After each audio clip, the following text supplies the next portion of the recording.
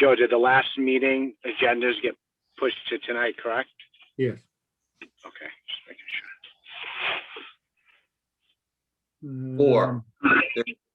Four continued. 6 new. You see Bill on there? I don't.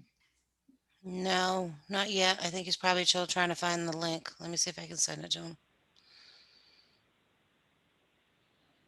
Ladies and gentlemen, will just be 1 minute. We're trying to connect someone in.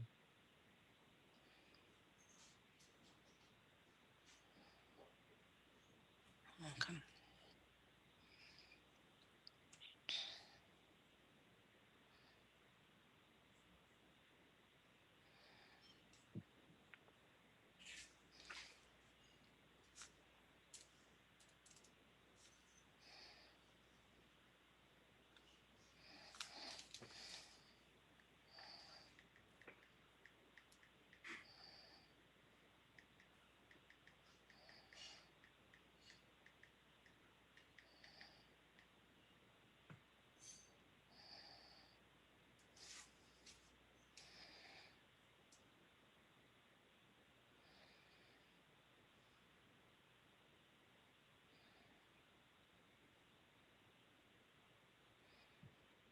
I don't see him.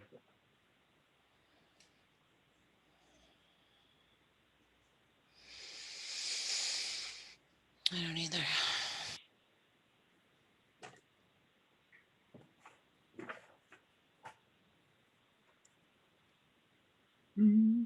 Guess we'll start and he can, if he shows in there, we can pull him in. Good evening, ladies and gentlemen. Welcome to the February 25th remote public meeting of the City of Gloucester Zoning Board of Appeals. Consistent with the governor's orders suspending certain provisions of the open meeting law and banning gatherings of more than 10 people, this meeting will be conducted by remote participation to the greatest extent possible.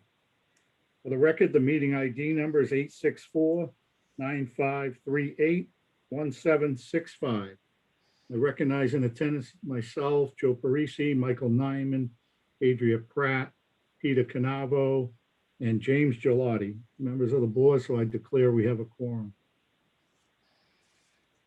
Our first order of business is the approval of minutes. We have minutes that everyone's received for December 10th, January 14th, January 28th, and February 11th. I'll entertain a motion to approve all 4 sets of minutes unless there are any corrections or omissions. I can make a motion to accept those minutes that you just noted. Okay, motion made. I'd second that motion. Okay, made and seconded, roll call vote. Who's reading the roll? I'll, you got want me to do, I'll do the roll call.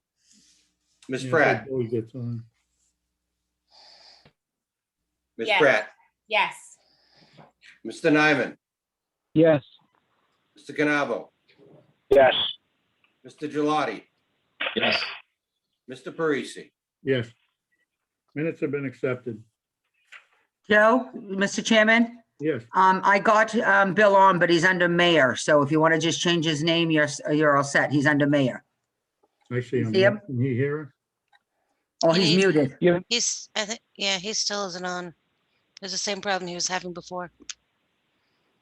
He's muted. I think. I am on my phone. Oh. Hey, We can hear you there you now. are. Okay, so I'm on my phone. I've never done one of these on my phone, so I'm gonna continue to try to get on, and I'm not sure what you mentioned, but I'd like to take the time, if I may, Mr. Chairman, to mention there are 2 hearings tonight that we would like to continue. One is 31 Magnolia Avenue, because it was not correctly, relief was not correctly asked for.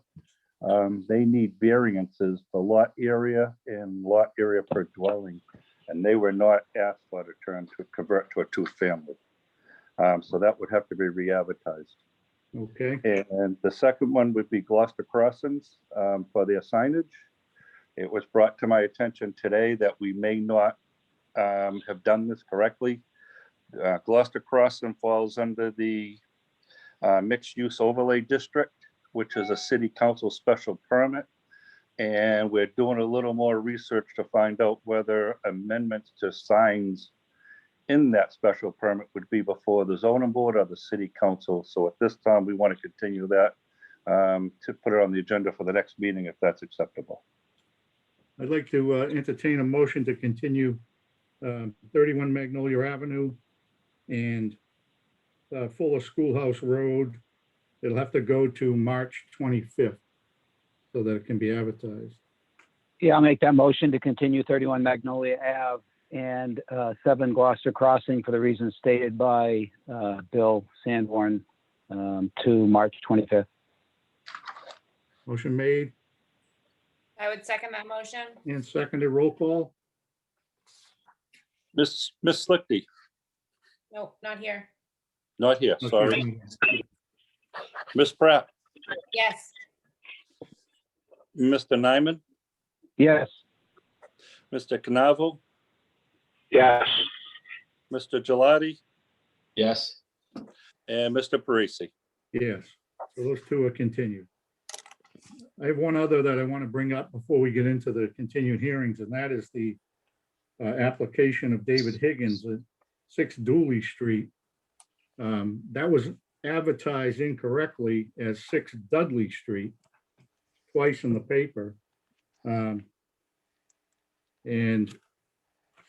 I'm going off of 40A, Section 11, where it talks about all publication and notices required by this section shall contain the name of the petitioner, a description of the area or premises, street address, if any, and other adequate identification of the location or the area premises which is subject to the petition.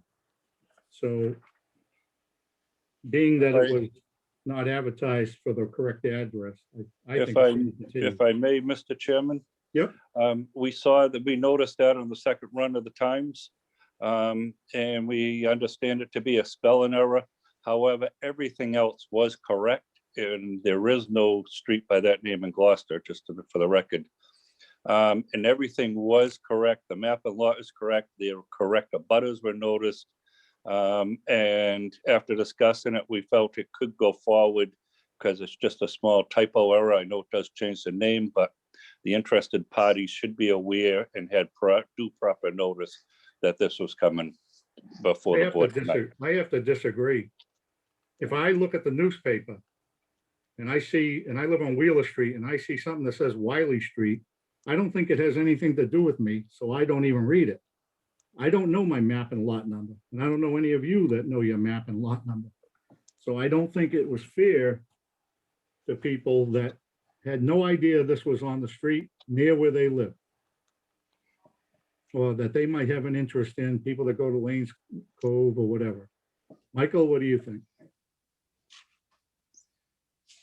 Yeah, I think it's a little bit of a toss-up for me, but I think that you've made a good case, Joe. So I would probably err on the side of caution to make sure that the neighbors, are duly noticed. And also for the applicant, that there's no issue for them later on. Right, Brown for appeal. If we approved, something that it didn't come back to bite them. So I would say due to caution, I would probably wait. Yeah, continue. Re-advertise. So we need a motion to put that to March 25. Yeah, I can make that motion. So where are we? That's from before? Yeah, no, that's here. First- Yeah, first petition new of business. David Higgins, speaking, special permit 1.9, alter and expand a non-conforming structure to allow renovation of existing structure and it's listed as 6 Dudley Street. We need to continue that hearing. I would make a motion to continue the hearing to March 25th so that it can be properly advertised as 6 Dooley Street. Motion made, Second that motion. roll call. Mr. Nyman, Yes. Mr. Canavo, Yes. Mr. Gelati, Yes. Mr. Parisi, Yes, and Miss Pratt. Yes. Okay, so that's moved to 3:25. And now let's get into our continued hearings. The first continued hearing. was If the I may, petition- Mr. Chairman, there was a question as to why 31 Magnolia Ave was being continued from somebody in the public. I'm not sure if that may be the applicant, if you want to allow them to come in just to clarify why that was, and we'll have our Where did you office see take over. that? The hand raised? I believe so. Allison just texted me that. Well, I It's, saw a hand raised was Joseph Luna, but Hi, it's in the questions. They can text me questions. Mike Shimataro is asking to repeat the reasoning for the continuance. yeah, okay. I see it. It's under Q&A. It should be at the bottom of the screen next Yeah. to the raise hand. Okay, Bill, would you explain it to him again? Sure. After reviewing the application today before the meeting, it was revealed that any property that's converting from a single family to a two-family must meet the lot area for that zoning district. And this lot was undersized. I'm guessing, I think it was somewhere around 7,000 square feet. And if it doesn't meet so, then it needs to have a variance, and that's per our ordinance. And also, in order to convert in this area, it needed to have 60,000 square feet. That's 30,000 square feet per lot dwelling, and the lot does not meet that. So those two reliefs needed to be asked for, and they were not advertised. And being that no variances were advertised, we felt it does need to be re-advertised again. Okay, I hope there is an opportunity.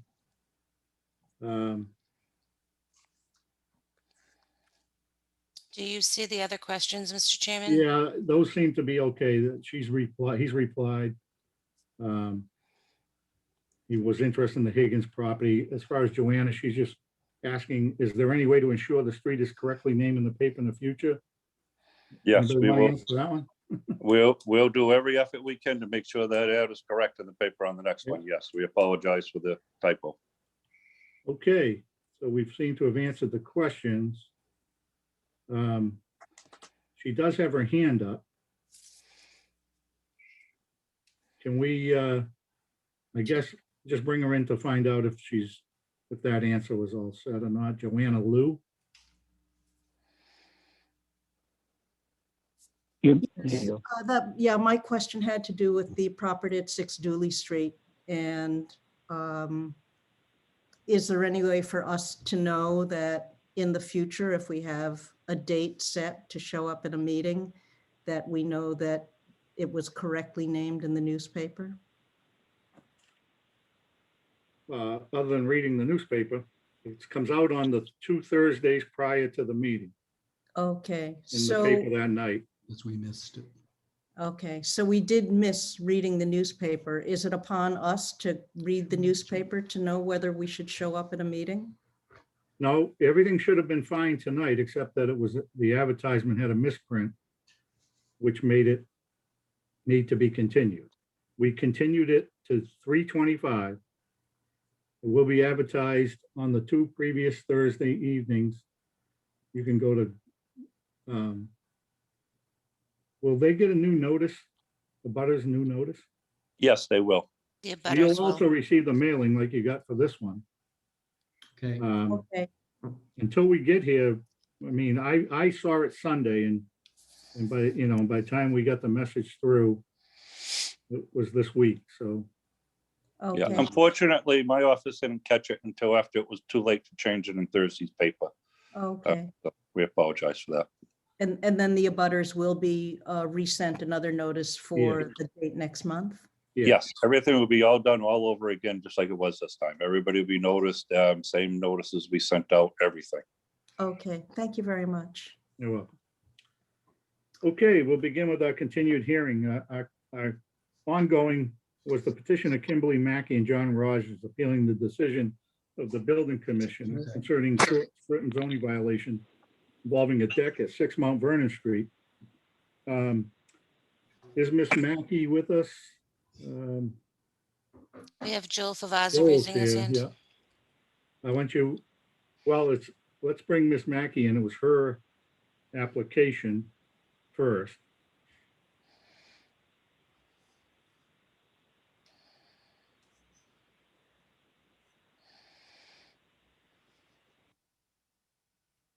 Can you hear me now? Yes, we can. Your name and address for the record, please. Kimberly Mackey, 139 Bray Street in Gloucester. Thank you. Have we made progress, or do you have anything to report on how we left this? Yeah, there was some progress. It's just not back quite to the stairs where it should be. It's only probably like another foot or so. Maybe, John's saying maybe now a couple feet. Yeah, just that, it's not quite where it was. And I just had a question. I know, with the zoning board last time, I know, Mr. Parisi, you had mentioned that I had waited months to do the appeal, but I actually didn't. So I do appreciate Mr. Sanborn at the last meeting. He said that, he apologized for it just did take so long and it probably shouldn't have taken that long, but and that they knew it wasn't in compliance and that they are working with the Favazas, which is great. But I didn't understand because I got the letter from legal when I believe is it Christina in legal. I called her, I got the letter. She spoke to Mr. Sanborn and they said it was in compliance. So then I had to file the appeal for $250. So I also just wanted to know why that happened and if I'd be entitled to the money, because at the beginning of the meeting, he said, we know it's not in compliance and hadn't been, and they've been working with them the whole time, which like I said, is great. But then they send me a letter saying that it is in compliance. So that's my question. Why I would have got that letter, why I even had to spend $250 when he said that, we've known from the beginning and have been working with it. So I just don't understand that. I'm a little not sure about those exact wordings. I mean, I can go back and play the hearing. Yeah, he did. When He you said, brought I it to quote, their attention, when you brought it to the attention, that's when we got involved. Right. Well, Bill was working with me from the beginning, and it said, and that's what he said at the meeting. I quote, he apologized for it taking so long, and even said it probably shouldn't have taken that long. Exactly, it was, I apologize that it took that long. It probably shouldn't have taken that long, and we do know it's not in compliance, and we have been working with the Favazas, unquote. And that was great, but I mean, they knew from the beginning, and Bill was great. I was working with Mr. Greg and Bill from the beginning. And they were great. And I mean, we had it took some time with COVID, and I get all that, and it did take a little extra time, but that's fine. But then I get the letter saying I have to appeal it if I don't like that letter, what it said. And I had to go pay $250 for that. And I just am asking very nicely, why would I get a letter saying that? And then I had, if I was entitled to my $250 back. I mean, he agreed. He working with me great the whole time. He knew it wasn't, Right. We knew it wasn't in compliance. That's so, is it fixed now or not? Because if it has to keep going on, we obviously we've obviously advertised this. We've had 2 hearings now. Right. We don't have any ability to tell you get your money back. The only way you got to us was through the appeal process. The only way we knew anything about it. Right. I don't belong to the city or work for the city. So no, right. I get that. We're just trying to get your situation fixed. You can take I that agree. up with No, the I city. agree. You could take that up with the city and they can decide, but I mean, I don't understand Mr. Sanborn's in the meeting. I'm just asking why I got that letter when he told me it wasn't in compliance the whole time. We shouldn't have been here. You know what it is, unfortunately, and it's just coming to me as we're talking that you guys are great. You guys are doing this on a volunteer basis. And here's my point. We shouldn't even be doing this right now. We could have just continued to work and got it down to where it's supposed to be. And I shouldn't have got the letter and had to file it to go to the zoning board and pay $250. This was a complete waste of your time. And I'm just looking for an answer from Mr. Sanborn as to why this happened. Why are we even here? If I may, Mr. Chairman? sure. I can't, this board cannot tell you whether or not you can get a refund for your fee. The reason we're here is the letter was sent out, and I believe there was comments afterwards that raised our concern where we looked into it further, really in depth. I mean, we have an awful lot of time involved in this way more than we probably should have involved or should have needed to be involved in it. But we did, we got a lot. It was very difficult to prove what was there and what size it was for something we've never seen before. And we did go back through some records. We found some old records. We found some old, I won't say permits, but there are some other pictures and stuff from other properties that were taken that showed us, gave us an idea to what size that deck was. And at that point, we realized that we need to further investigate this, but I believe you had already filed that appeal at that time. I would suggest, and I cannot make any promises, and I'm not making any promises, but I would suggest that you follow that up with a letter to my office, and we can take it to the administration and discuss the situation to see if you can be refunded. That's the only way you could be refunded. Most fees with the city are non-refundable, unfortunately. But I would suggest that you put it in writing, and we can take a look at that to see if it's possible to make an exception in this case, and whether or not it's warranted, and whether or not the city's in a position to do so. Okay. That's with understood. With regard to the appeal, you feel it's not put No. back properly? No, I mean, it's, you know, it hasn't changed since the last meeting. It just hasn't changed. It still has a couple of feet to go back. And like I said, I'm not gonna, because last time you muted me, and I'm not gonna like go on about it, but Mr. Sanborn, it was just simple. It was where the deck started. We all had pictures, you know, I'm not gonna go into all that, but from what it was, from what he built on is not the same. And he said, really looked into, there's nothing to really look into. It's been the same dwelling and nothing's changed in the area. I mean, I'm not gonna argue and say it's not rocket science. I mean, he's just, you know, dodging around it, and it's been the same. And he said in the beginning that's going to be back to compliance where it was, and it's just not. So it does still need to come back a couple of feet. And So like I said, this was a waste of all of your time. We should have No, just not it's even not a waste of bothered. our- excuse me, it's not a waste of our time. We continued Okay. this to today to get a progress report, Right. and we're gonna probably keep it open and continue it again. So you're saying it hasn't been taken back. And now Nothing's changed. Right. I'm going to ask the representative of 6 to speak. And let's hear what he has to say, and then we'll decide if we're going to continue and try to get more resolved. So thank you. And with that, could we bring in Thank you. Joe Pavaza, who's representing the Ferraras?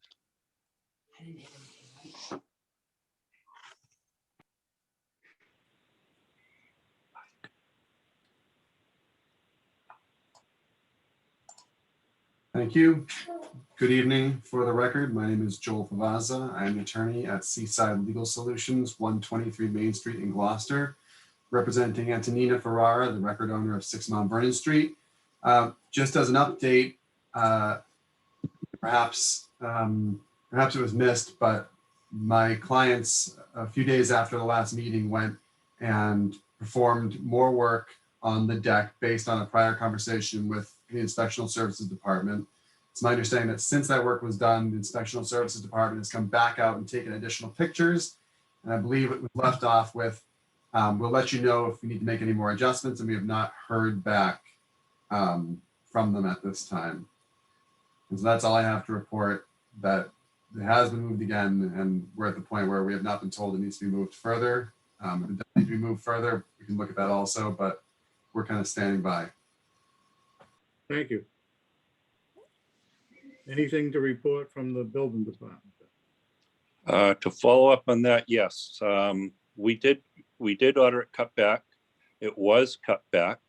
And then I asked Mr. Suffalo to contact Miss Mackey to get her opinion as whether or not it was cut back enough. At this point, we don't know if it's been cut back enough or not. We got it cut back as far as we can tell by pictures. We have pictures that looks like it's back to where it is. But truthfully, this is the 3rd time we've asked them to cut that deck back and to get it back to where, my exact words were, cut it back and cut it back to where he knew it was, because it's his deck and he knew it was there. That's the reason why I did have Mr. Suffalo call Miss Mackey to see if it was back to where she thought it was, and she never returned our phone call, and we've been waiting for her to get back with her opinion. If she has any more evidence to show where this deck was beforehand, I would love to see it. We would love to take a look at any more evidence, but we don't have anything to further show it any different than what it is now. I'm not going to say it back to where it should be, but it's back as far as we could prove at this time. And if she could provide any more evidence, I would gladly take a look at it, so we can verify and put this whole thing to rest. That's Okay, much thank you. appreciated. Mackey? Yeah. Oh, shut your volume off. I have one of the envelopes I did actually, maybe it was just stuck in with the paperwork, Bill, but there is a Google Zoom picture, Google Earth picture that shows, because pretty much was what it was. There was just a set of stairs to go up the back of the Ferraris house. And now it was pretty much just the stairs. And now there's just still, like I said, still a few feet of like a kind of shed type thing. Like you said, it's almost there, and there are some pictures that I do have. I did put one of the Google Earth in with the photos of my measurements and the paperwork that I turned in with the appeal that I brought by your office. So there should be a Google Earth picture. And the Google Earth picture just shows the stairs going straight up. That's what I had put in there. Hey, Okay, Joe. if you could take a look for some further, it'd be great. I think Sure. that Google Earth we have seen, and it's not really clear enough. I understand what you're saying. But I have Okay. to be able, as we said before, we have to be Okay. able to prove. over Okay, it. I have a few pictures. I'll do that, then I'll send them Why into don't you. why don't you send those down to them? We're gonna continue this again, and hopefully with the new Okay. evidence, they can work it out. They're making progress. They made the attempts. Mm-hmm. And maybe we can Sure. get everyone satisfied. So I'd like a motion to continue this to 3:25. Petition of Kimberly Mackey and John Rogers appealing the decision of the building commissioner concerning a zoning violation involving a deck located at 6 Mount Vernon Street.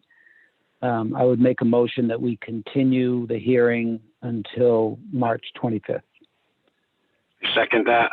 Made and seconded, roll call. Mr. Thank Nyman, Yes. Mr. Canavo, Yes. Miss Pratt, I'm She's recused. recused. oh, He's okay, recused. I'm sorry. Mr. Parisi, Yes. Okay, you've heard our decision. We're going to continue this and hopefully get some new evidence. And Thank we're you. moving on. Thank you. Our next continued hearing, James will be recusing on this, is the petition of Amanda Marino seeking to amend existing variances for side yard, rear yard, and lot frontage to allow rebuilding of single-family home destroyed by fire and to incorporate existing shed and carport into attached garage at 498 Washington Street. I recognize it. Attorney Favazza. Thank you. I'm going to just share my screen. Everyone able to see my screen? Yes. Okay, once again, for the record, Joel Favazza, Seaside Legal Solutions, 123 Main Street in Gloucester. I'm here on behalf of Amanda Marino. She is the owner of 498 Washington Street, and that is the subject property. As you recall, we were here last time and we're looking to rebuild a single-family home that was destroyed in a house fire and replace the existing sheds and carports with attached garage. Again, just to remind you by way of background, we have an oversized lot, but the lot is non-conforming. It lacks adequate frontage, but was permitted by the ZBA in 1989. And the existing structure was non-conforming, and there were 3 ZBA decisions in your packet that we went through at the last meeting. As you recall, this house was owned by the Gelati family until summer of 2019. Amanda purchased it and moved in her family. And then the summer of 2020, unfortunately, there was a total loss when a fire broke out. And as I mentioned last time, and is even more true this time, the family is very anxious to kind of get back home after this thing is rebuilt. So they're trying to do what they can to get over the finish line here. As you recall, we were here on January 28th. They had the plan to rebuild the house in approximately the same location of the previous house, and then had kind of an extension on the rear. At that meeting, the neighbors to the southwest and the southeast voiced some concerns, and so we submitted on Monday revised plans that eliminate the existing left side yard setback violation, pushes the proposed house further from 496 Washington Street than the last set of plans, and eliminates the roof deck that had been proposed entirely. This is the new site plan with the footprint of the proposed house. As you can see, this is the setback line, and the entire house sits outside the setback line. And you can also see where the existing carport and sheds are. Everything is pushed further inward and further downward from where those existing structures are. This is just a footprint of the old house. So you can see by comparison how it's shifting over. This is the floor plan. These are the elevations, and we can obviously come back as necessary. So the relief requested, we're asking primarily for a finding that there's no relief necessary pursuant to GZO section 2.4.8b. That would require you to override the building inspector, who believes that this is not covered by that section.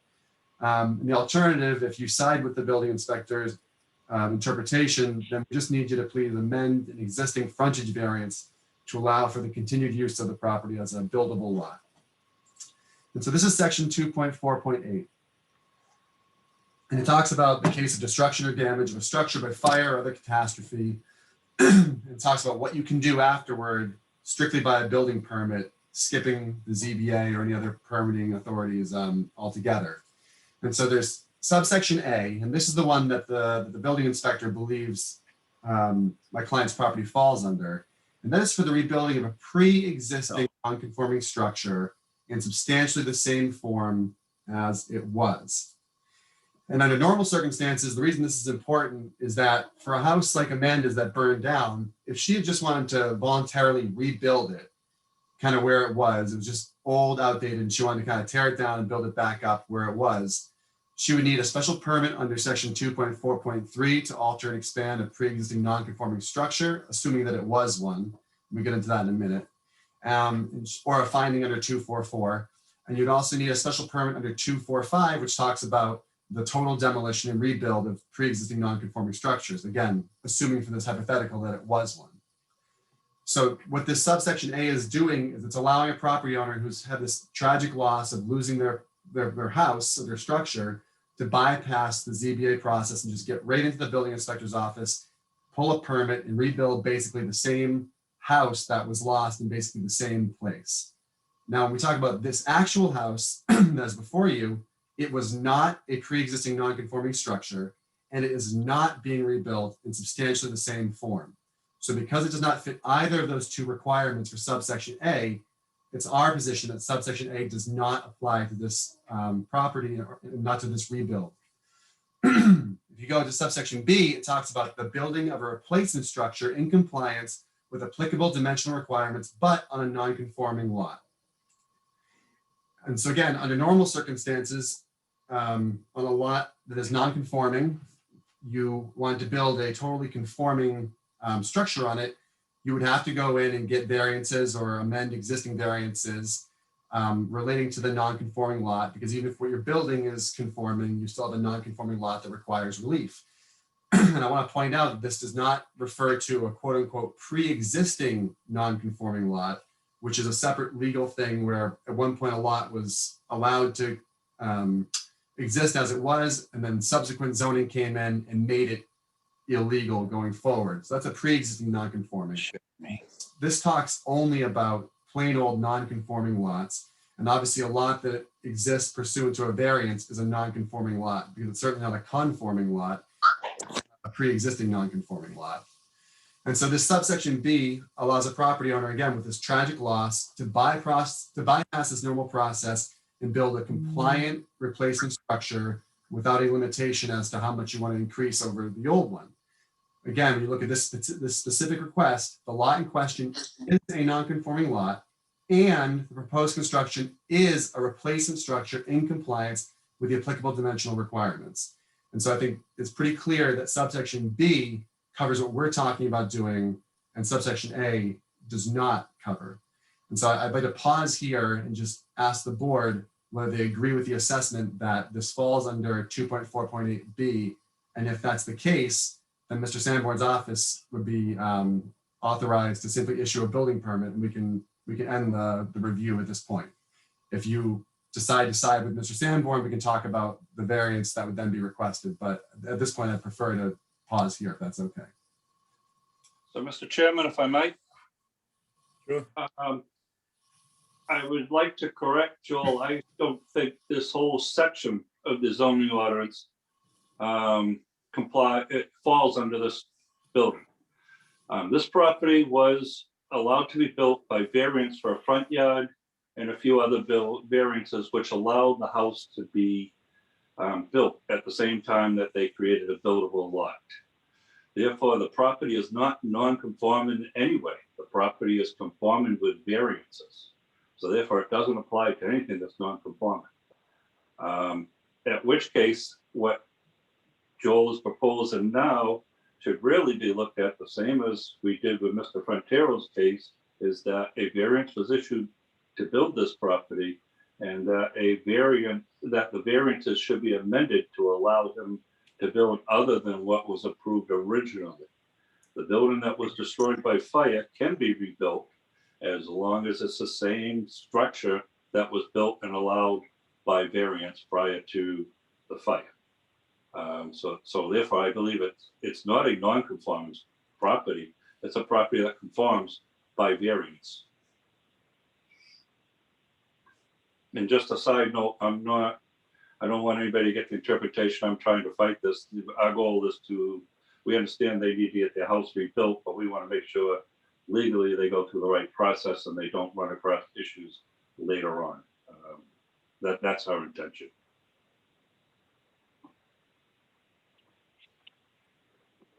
So what would you be saying they would be applying for then? They would be amending their original variances to alter what was built originally. But to be able to move it to this new spot. To be able to move it to the new spot, yes. So the only variance they would be maintaining at that point would be frontage. Correct. Yeah. And if that's the will of the board, Mr. Chair, I'm happy to discuss that. I'm sorry, Joel? I said, if that's the will of the board, I'm happy to discuss that. I'm prepared to request that relief, but I wanted to at least get through this discussion first. So it's up to you how you want. Yeah. Michael, any thoughts? Yeah, I mean, I think listening, and I'm interested in Joel's sort of response to, what Bill said, but it seems to me that if it's created by variance, then I don't see why we're not asking to amend the variance. I guess I think I'm pretty comfortable with what Bill just said. I'm not an attorney, obviously, and I don't sort of think about this every single day, but that is my understanding of variances. So I'm not sure what Joel's argument would be there, but I think we should amend the variance, yes. Anyone else? Adria, anyone? Peter, James? Yeah, I just have a question for Joel, actually. So Joel, I guess, why would you not want the variances amended? Just so you don't have to go through this process? Or like, what is the issue with just amending the variances as opposed to leaving them as is? It's a timing issue, frankly. If this board tonight to say that there's no relief requested, then we'd be done. If this board grants relief tonight, although that would be excellent also, now we're waiting for a decision to be signed, a 20-day appeal period to run, and it's just going to cost my clients another month plus of waiting before they can move forward. So it was really just about, again, the whole reason why this destruction section exists is that if you've lost your house by fire, this GZO doesn't want you to have to wait around to get going to rebuild it if you're going to rebuild it along one of these two corridors, Yep. So that's why we were trying to take advantage of that if possible. Gotcha. Okay, thank you. So I think in fairness to what, again, Mr. Sanborn's a grown man, he can speak for himself, but I think in fairness to what Bill said, I don't think he would disagree, at least in principle, that he would argue that because this is granted by variance, then those variances remain with this house that burned down. And if they built the house in the same place, then they wouldn't need to be here. So I think that's obviously the issue that we're talking about right now. So I think in principle, he would agree with you, but just not in the specifics of how you're going to get there. Sure. I would think, The only question would be, if a non-conforming lot, so the ordinance calls for non-conforming lots, not pre-existing non-conforming lots. So you have to take every lot that predated a zoning change and take those out of this section, because those are pre-existing non-conforming lots, and the GZO is very specific about pre-existing non-conforming and what you can do with those, right? And that's not in this subsection. And then if you go by Mr. Sanborn's interpretation that any lot that exists pursuant to variances is quote unquote conforming with variances, which you'll find nowhere, that term is nowhere in the GZO, then I would ask, what could possibly be a non-conforming lot? What could this section be talking about? We can't be talking about pre-existing non-conforming lots, because that's a separate definition that the GZO uses. And according to Mr. Sanborn, it can't be talking about conforming lots with variances, or variances, lots that conform by variance. What on earth could this subsection be applied to, if not to a non-conforming lot such as this that was created pursuant to variances, that is not pre-existing and is not otherwise meeting the requirements of the dimensional tables? I mean, Joe makes a point on that, just basically how he explained it, and reading that it doesn't state about pre-existing non-conforming structures. I mean, I respect what Bill has to say. Joe makes a good point about it. I would rather, I like the new design, the deck gone, moved into a better location. I definitely want the people to rebuild their home. And I think getting a variance for the frontage is the right thing to do. If this was the case, why didn't you make this claim 5 months ago? If time's such an issue. If I was coming before about a destruction house, 2.4.8 would be the first thing I'd read. But now we're coming back to that after there was neighborhood opposition. So I'm not going to buy that the time is an issue. I do support a variance or an amendment to the variance for lot frontage and no other variance needed because it meets the dimensional setbacks. And I would go in that support, but I don't really. Well, Mr. Chair, if that's the case, would you like me to just continue? Sure. Just before you do, Joe, on that Sure. comment, Joe, that you mentioned, Mr. Chairman, the standard to look at this, to amend the variance, is going to be, have they increased it and have they done something that would have altered the variance being issued in the first place? And the frontage, not, what house is built on that, had nothing to do with the frontage, considering where the frontage is. I just want to put that out there for you to realize. So I guess the question for the board, if the board chooses to get that far, would be, is deciding the what the need is. If the variances that needed to be there went away, you could decide they went away, and you haven't extended the variances.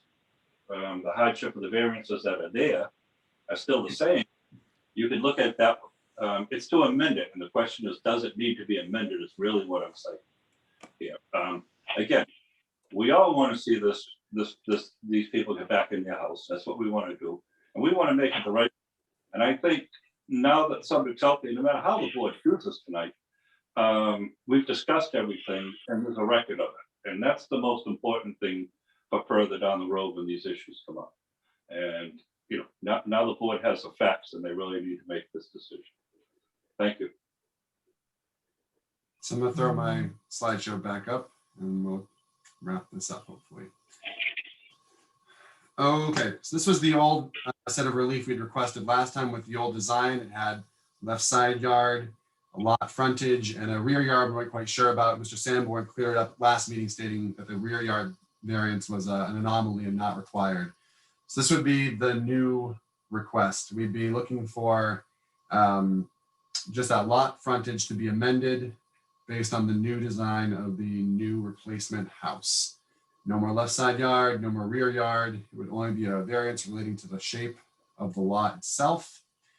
Obviously, we have our same standard. We walked through it real briefly. if you enforce the GZO, strictly, this becomes an undeveloped lot that is obviously historically held at least a single family home on it. And that's related to the shape of the lot. The frontage is what it is. It was carved out when this lot was divided into 496 and 498. And there's obviously no space on either side to pick up additional frontage without taking away from other properties that have no frontage to spare. And you can't create a single lot subdivision on this property and create your own frontage, which is another possibility for certain properties, but not this one. And so you go, okay, well, if we grant this amended variance, are we going to harm the public good or nullify the intent of the GZO? Again, I think it's hard to nullify the intent of the GZO if allowing this existing lot to remain enables a compliant building to be constructed on it. And I want to point out again that this new design incorporates feedback that came specifically from the closest neighbors to try and accommodate some of their concerns and their requests. And again, allowing the lot to remain, changes nothing as to use or familiarity with the neighborhood. So if you would like to amend the variance, I think the standards have been met pretty easily. There's an obvious hardship caused by the shape and no harm to anybody if it, is allowed to remain a lot with 10.6 feet of frontage. So I thank you again. I'll stop my slideshow once more and leave it to the board. Thank you.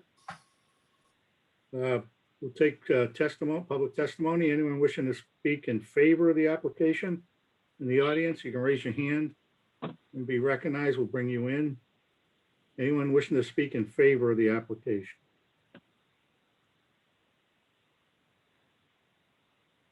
Seeing none. Anyone wishing to speak in opposition to the application? Peter Ross, we bring him in.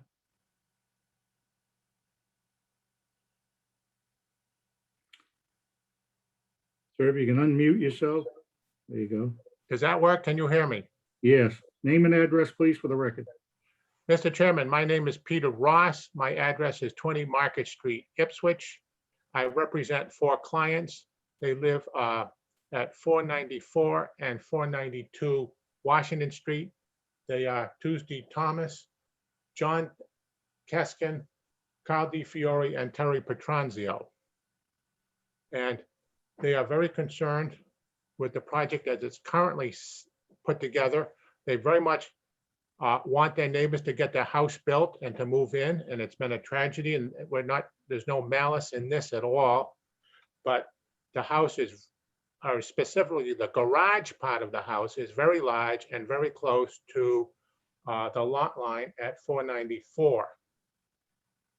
And I think the discussion is wide to the point when they're discussing now 3.4.8, because the house, with the new plans, it is conforming to all dimensional requirements. But it is an expansion of a non-conforming structure. And I think the relevant provision of the bylaw is 2.4.4 subsection 2, subsection 2.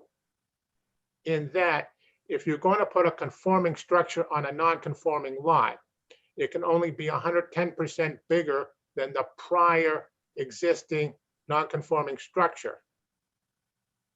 And I think the board has got to make a finding after a request for a special permit is made, saying that this is not substantially more detrimental to the neighborhood than what's here, than what was there before it burned down.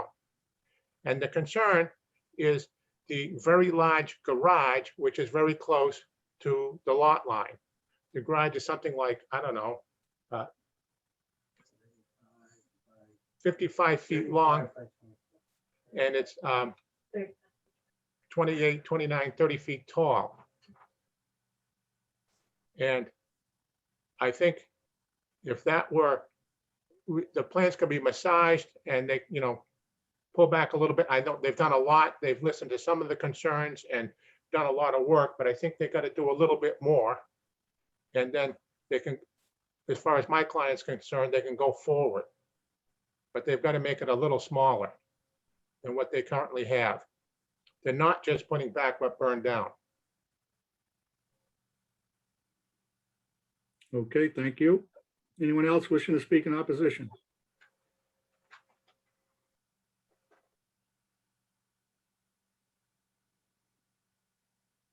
Seeing none, rebuttal. Thank you. With all due respect to Attorney Ross, he's simply incorrect. The section he cites is relevant for pre-existing non-conforming structures and uses. And as we've been through tonight, this is not a pre-existing non-conforming structure. This is a structure. The previous one was granted, was in existence pursuant to variances. The lot is in existence pursuant to variances. And anything that has a variance does not become a pre-existing non-conforming structure or lot, no matter how long it's been out there. Secondly, 2.4.422 talks about ways in which you can rebuild a pre-existing non-conforming structure without having to come to the ZBA. It allows the Inspectional Services Department and Mr. Sanborn to make a determination that the increase is not going to be substantially detrimental, or it's not going to be an increase or won't be substantially detrimental. And it's again one of those little caveats, those little kickouts that you skip going to the ZBA, but that does not apply to this house. It does not apply to this property. This lot exists pursuant to a variance, and if 248B is not applied, then the variance must be amended, and then the house can be built, in accordance with the variance granted based on these plans. Thank you. Any discussion by the board?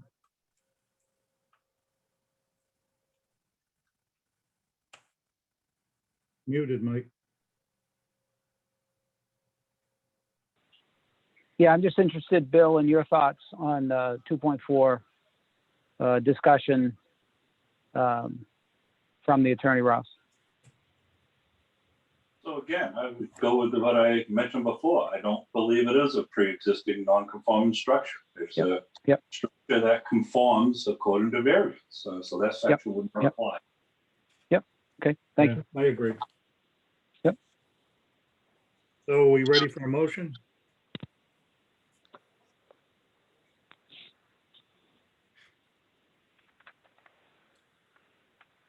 Michael? Petition of Amanda Marino seeking to amend existing variances. So this is just for front. Lot frontage. Yep, for lot frontage, to allow rebuilding single-family home destroyed by fire and to incorporate existing sheds and carports into attached garages at 98 Washington Street. I mean, I'm not an attorney, so I don't, I have to listen to the best counsel that I'm hearing. And I think we need to amend this variance. I think there's clearly a hardship in the shape of the lot, which was determined when it was created by variance. And I would make a motion to amend the existing frontage variance. Motion made I will second that motion. and seconded. Roll call vote. Bravo. Yes. Ms. Pratt, Yes. Mr. Nyman, Yes. Mr. Parisi. Yes. Attorney Favazzi, you've heard our decision. It's favorable. I trust you'll put a draft in to us. And Bill, if you would stamp and sign for the board the revised plans, it'd be appreciated. I will do so. Thank you. Thank you. Our next hearing is the petition of George and Lisa Sarabian seeking a special permit under 1.9 to alter and expand a non-conforming structure to allow two-story addition and decks on the water side, new front entry deck, new bump out at front at 30 Sleepy Hollow Road. And let's see, It's me again. that's it. This was filled. It was submitted by Rob Gullah, and he's asking Okay, yeah. here tonight. So again, for the record, my name is Joel Favazza. I'm an attorney at Seaside Legal Solutions, 123 Main Street. I am here on behalf of George and Lisa Sarabian, owners of 30 Sleepy Hollow Road. Let me throw up the plan set for everybody.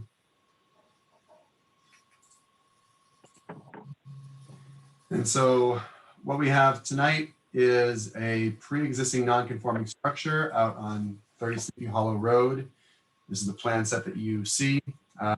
The Existing house penetrates into the left and right side yard setbacks, is conforming in the rear, conforming in the front.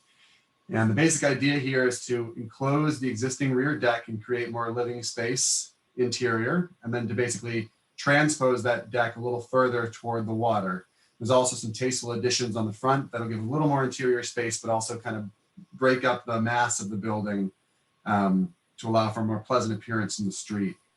I'll quickly kind of go through these plans. On the left, you have the lower floor plan. On the right, you have the proposed floor plan, including the deck and screen porch. This is the upper floor plan existing on the left, proposed on the right. These are the sections of the elevations that are being affected. Again, the entire back is moving out, so that's why the entire back in the lower left-hand corner, the rear elevation looks like so much is happening because the whole face of the house is coming out. This is a view from the driveway. So these little red shaded areas are where the two bump outs will exist on the first floor. And this is an aerial shot from the city GIS, and that kind of shows you an idea. You see the existing deck where the numbers 257, 36 are located. That'll fill in and become house. And then where the red rectangle is approximately where the new deck will go.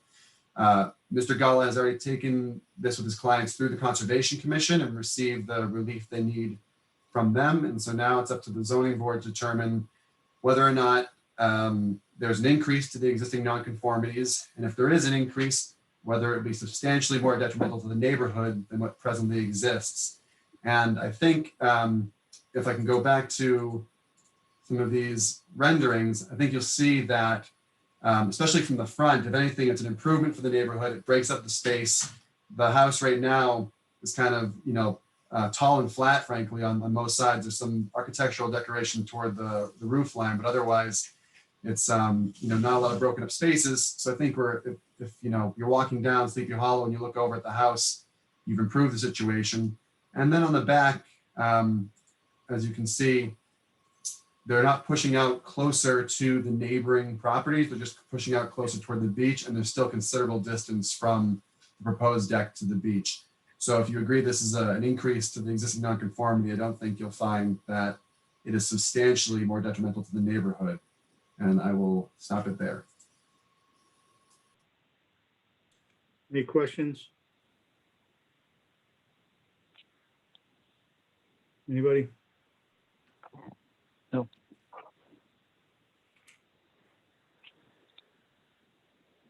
Okay, we'll take testimony. Anyone in the audience that wishes to speak in favor of the application, please raise your hand to be recognized.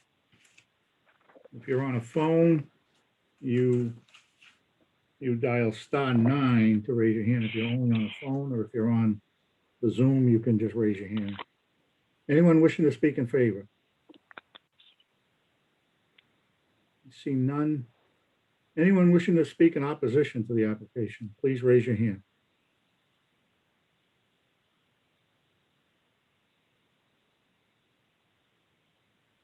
Anyone in opposition? No? Seeing none, so there'll be no need for rebuttal. Any discussion by the board? Are we ready to go to a motion? I can make a motion. Thank you. Petition of George and Lisa Sarabian seeking special permit, 1.9, alter and expand non-conforming structure to allow two-story addition and decks, waterside, new front entry deck, new bump out at front. It's 30 Sleepy Hollow Road. I think it is an increase in nonconformity just with the massing that's going on both in the front and the back. I do not think I'm making a motion that it's not substantially more detrimental to the neighborhood. Motion made Second that motion. and seconded. Roll call vote.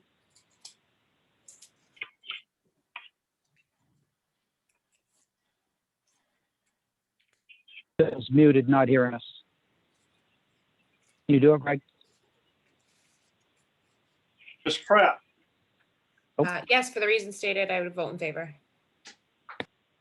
Mr. Nyman, Yeah, pretty easy one compared to some of the other ones we've had over in that region of Gloucester. So that's a yes for me. Mr. Canavo, Yes, on a special permit. Mr. Gelati, Yes, for the reasons stated. And Mr. Parisi. Yes, I vote yes, I agree. It's not more substantially more detrimental to the neighborhood. Decision's favorable. Attorney Favazza, you present a draft and we will get it out. Yes, I will. Bill, if you would sign and stamp those plans for us, I'd appreciate it. I'll do so. Thank you. Our next hearing is the petition of Sean and Sheila Desmond seeking a special permit under 1.9 to alter and expand a non-conforming structure and a variance to amend a 1999 variance to allow construction of new accessible staircase for disabled family member at 14 Hutchins Court. Attorney Favazza. Thank you. For the last time this evening, my name is Joel Favazza. I'm an attorney at Seaside Legal Solutions, 123 Main Street in Gloucester. Throw my screen up for everybody.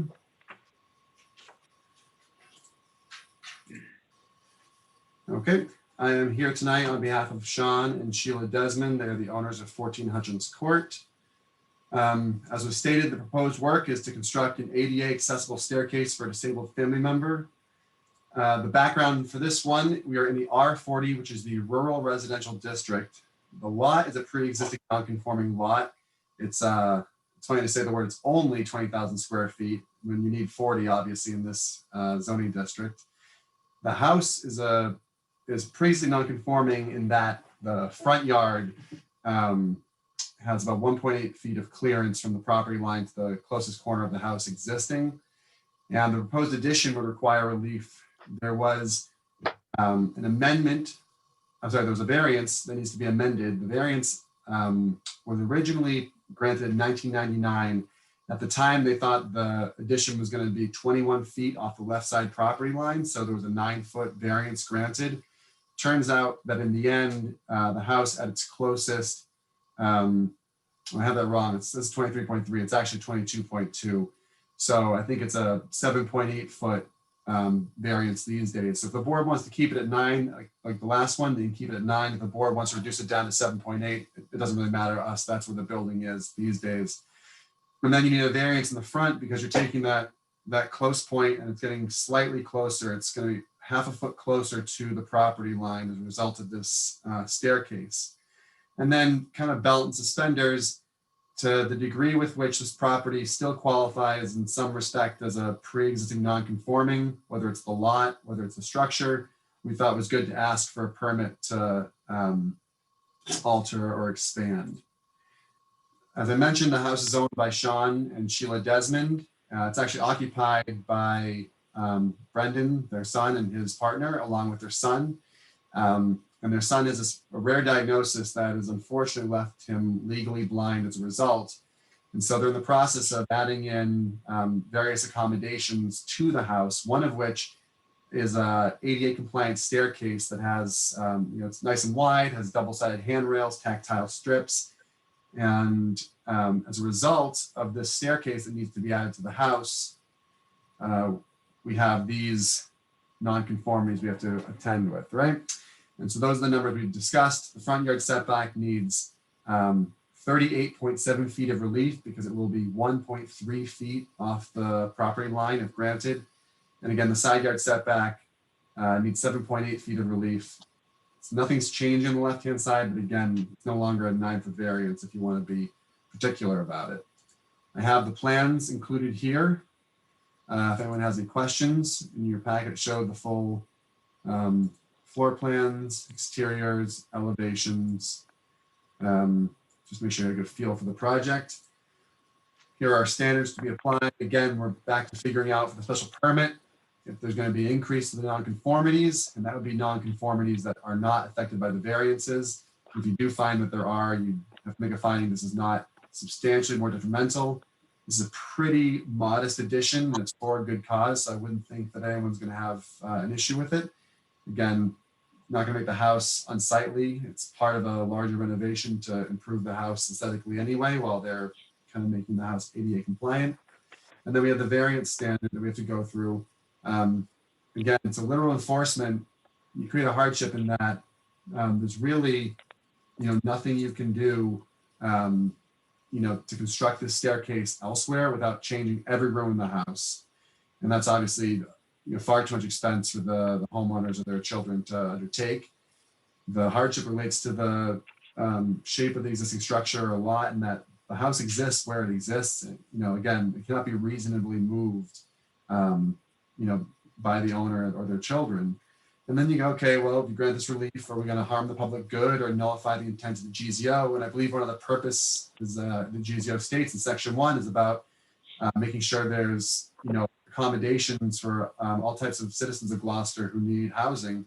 And this allows a very minor addition to have a very major impact on this family and on this child who needs to be able to navigate this house safely. I want to thank you one more time. I'll stop my share for now. If you have any questions, please let me know. Thank you. Any questions? Take public testimony. Anyone in the audience wishing to speak in favor of the application, please raise your hand. Anyone wishing to speak in favor? Seeing none. Anyone wishing to speak in opposition? Opposition? Seeing none. No rebuttal. Entertain a motion? Mr. Chairman, if I may, Yes. two things on this property. One, prior to the 1999 zoning change, this property was zoned R20, just for the record, so it is, but it does get some, I can't say grandfathering anymore, but it does have some relief and can go back to the R20 setbacks, which I think has been shown. But also, I believe it's a special permit we're looking for front yard, not a variance. The front yard already is a non-conformity. Oh, never mind, sorry, it was a variance granted that in the first place, right? Yeah. Yeah, it was a The real, house itself, because the left side had a variance. but the house itself still sits as a non-conforming, right? I will take whatever relief this board deemed necessary to get the staircase built. I requested everything there was because it was so confusing. Once that left side yard variance came in, we said, okay, well, are the rest of the dimensional nonconformities still a pre-existing nonconformity, or does this left yard variance That's just out for us? And so I said, let's just this add. is definitely one of those, Joe, I'll agree with you on this one. Sorry, I'm overthinking, it's getting late. I agree with Okay, you. so we need a motion on two things, on a special permit and a variance. So my question, just before I make the motion, is it more non-conforming? Is that a settled? Is that how we want to address it? I would think he's asking for it, and Okay. you can make that argument. Petition for Sean and Sheila Desmond, seeking special permit 1.9, alter and expand non-conforming structure and variance to amend 1999, variance to allow construction of a new accessible staircase for disabled family member at 14 Hutchins Court.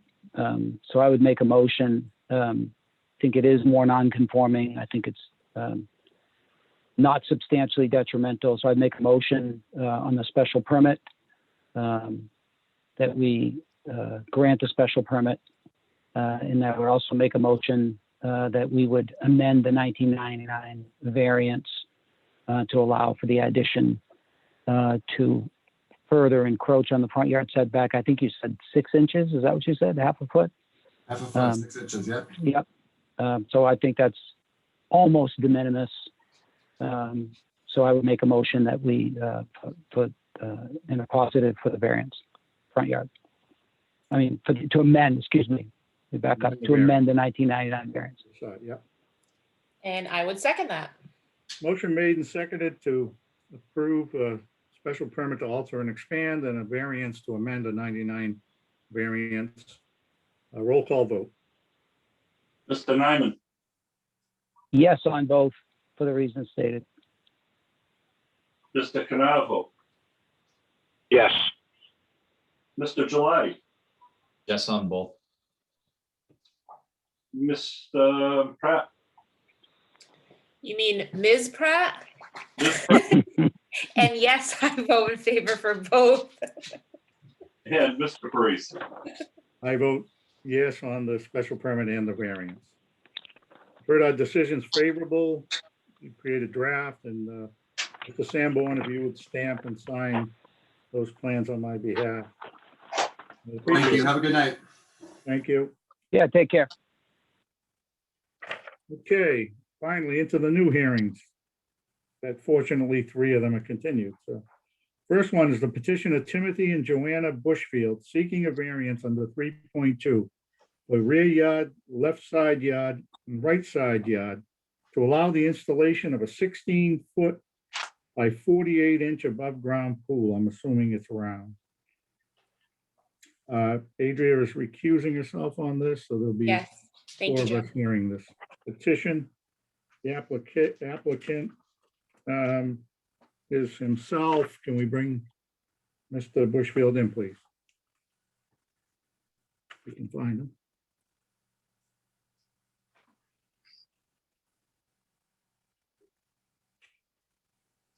Mr. or Mrs. Bushfield, are you in attendance? Did they raise their hand if they are in attendance? There we No. go. You could bring them in.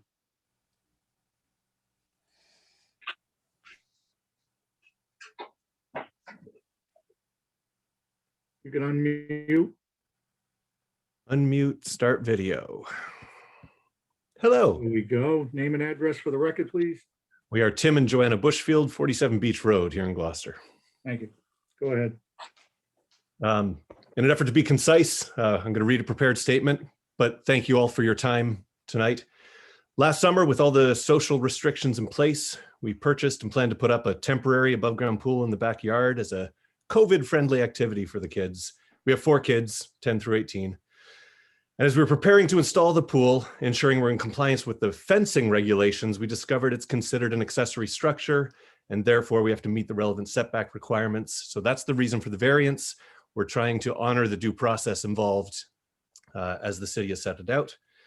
So as indicated on our plot plan, the main electrical line to our house for some reason goes right across the whole backyard, and we're required to have a 15-foot setback from the electrical wires, which prevents the pool from going pretty much anywhere unless some of the other setbacks get a variance applied to them. So the proposal is to tuck the pool into the back corner where we do comply to the electrical setback requirements, but it would require a 3-foot variance on the rear and side. It's only the 2, not the 3, as previously mentioned. The hardship we're declaring is that the cost of actually moving the electrical wires to allow the pool to go anywhere else is prohibitively expensive. We've been informally quoted several $1,000s, and this is an inexpensive temporary above ground pool. So we've spoken to both of our directly abutting neighbors, the Bolins and the Fox and Sandler families. They're both in full support of us placing the pool closer than the 10-foot setback, and anticipating continuing COVID restrictions across the summer. We're just hoping to provide some safe recreational time for our family. So we're grateful for your consideration of the request. Happy to answer any questions that you may have. Thank you. Any questions at this point? We'll take public testimony. Anyone in the audience wishing to speak in favor of the application, if you'd raise your hand to be recognized. Anyone in favor? Seeing none. Anyone in opposition? Anyone wishing to speak in opposition? Okay. You know, I'm determined I'm going to write some type of letter, my view or something, because this happens so much to us. The shed companies and the pool companies never advise people properly on what they need to do. Some people, they don't even tell them to get a building permit. And sheds especially, they'll sell you a shed. The people have spent their money and now they can't even put the shed until they come before us. And it's unfortunate, but somehow we got to educate the public. But I don't see, you're only going 3 feet into the setbacks, correct? On Correct. 2 sides, on the rear and the right side. Okay. Can I Any, quiz Bill just for a second? Sure. Just about, yeah, so I'm sort of the anti-pool guy, but I don't have an issue with what you're doing. I like pools. I have kids and grandkids. My concern about pools always is that they intensify a use and you're asking us to allow you to get closer to your neighbors while you're intensifying, you know, the loud activity that happens around a pool. Obviously, it's fun and, you know, all that sort of thing. It sounds like you've spoken to your neighbors, and so I'm not going to stand in opposition to what you're doing. I think, you know, what you've done is obviously a good thing, and your neighbors are in favor. But my question really is to Bill, because I came by your house, and it seems like the electrical line is coming in along the side of the house. I just was surprised that the electrical line was an issue, Bill. That's all. That's what I was surprised about. Electrical line is most definitely an issue. And the new plumbing code used to be 10 feet, then it went to 12 feet, but the new pool and spa now says 15 feet. And if you think of it a little logic, kid jumping off a pool, reaches up, grabs the electric line, hits the water, and we don't even want to think what happens in that case. No, of course. Again, I'm just looking at that situation and thinking, Yeah. my gosh, 15 feet away. I guess you could, whatever. Okay, that's fine. You're in water. Yeah. So, Yeah, that electrical comes up a lot. all right, I'm good. Okay, we need a motion. Yeah, I can on make the it. Two variances. Petition of Timothy and Joanna Bushfield seeking variances 3.2 for rear yard setback, left side yard, right side yard to allow installation of a 16 by 48 inch above ground pool, 47 Beach Road. Clearly a hardship because of the electrical line and how the backyard is laid out. Clearly no opposition from the neighbors, which is a big issue for me if there's opposition from the neighbors. So I make a motion to grant the variance for rear yard and left yard. I guess it's right and left, correct? Or three? Right and rear, yep. Oh, it's a corner lot. Yes. So So that's it's why rear, there's left three. yard, and right yard. So it's three of Yeah, them. there is that are correct? three because it's a Yep. corner lot. Yep. So I make a motion to grant those for variances. Second, Motion's made and seconded to grant three variances for left, rear, and right yard setbacks. Roll call vote. Mr. Canavo, yes, for the reason stated. Mr. Gelati, Yes, for the reasons stated. Miss Pratt, no, sorry, Mr. Nyman, Yes. Enjoy your pool. and Mr. Parisi. I vote yes also. You've heard our decision. We'll get a draft in place and signed into you as soon as we possibly can. So you'll be ready to roll come spring. Thank you so much for your Thank time. Thank Bill, if you you. could stamp that Good luck. plan, and I will write the decision. Thank How's you. yourself? Okay, our next hearing is the petition of Anthony Folletto seeking a variance under 3.2 right side yard setback to allow construction of a deck on the front of house wrapping around the right side at 5 Reservoir Road. Mr. Folletto is being represented by Oliver Thompson, is that correct? Yeah, so we can bring her in. Him, maybe, I don't know, Oliver. Oops. You can. Hello? There you go, yep. Name and address for the record, please. Yes, I'm Oliver Thompson, and I'm at 5 Roberts Court in Gloucester. Okay, go ahead. You're muted again, sir. Yeah. Anthony just wants to build the deck on the right side of his house. And there's already an existing sliding glass door there. So I guess whoever built the house maybe was thinking ahead to do that. And as was previously mentioned by somebody else, he wants to kind of create like a social outdoor space on off of his kitchen and living room so they can have his family over and meet outside and things like that.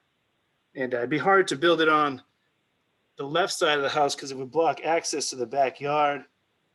And then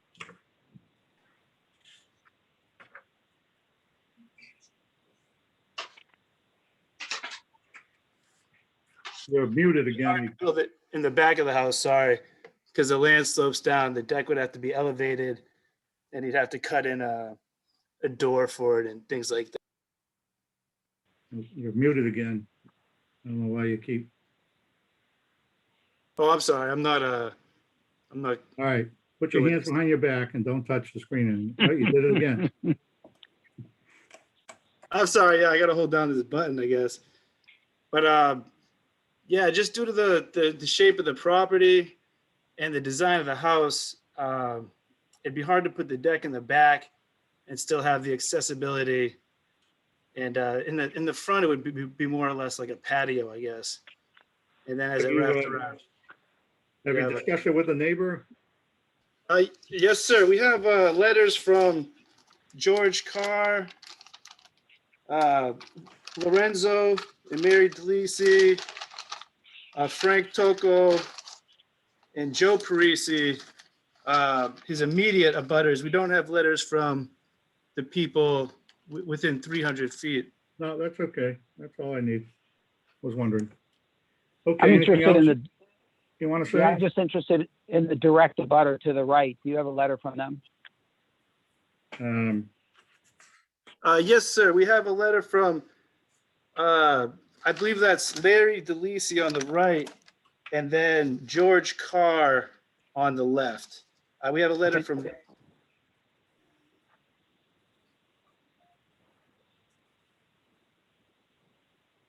Okay.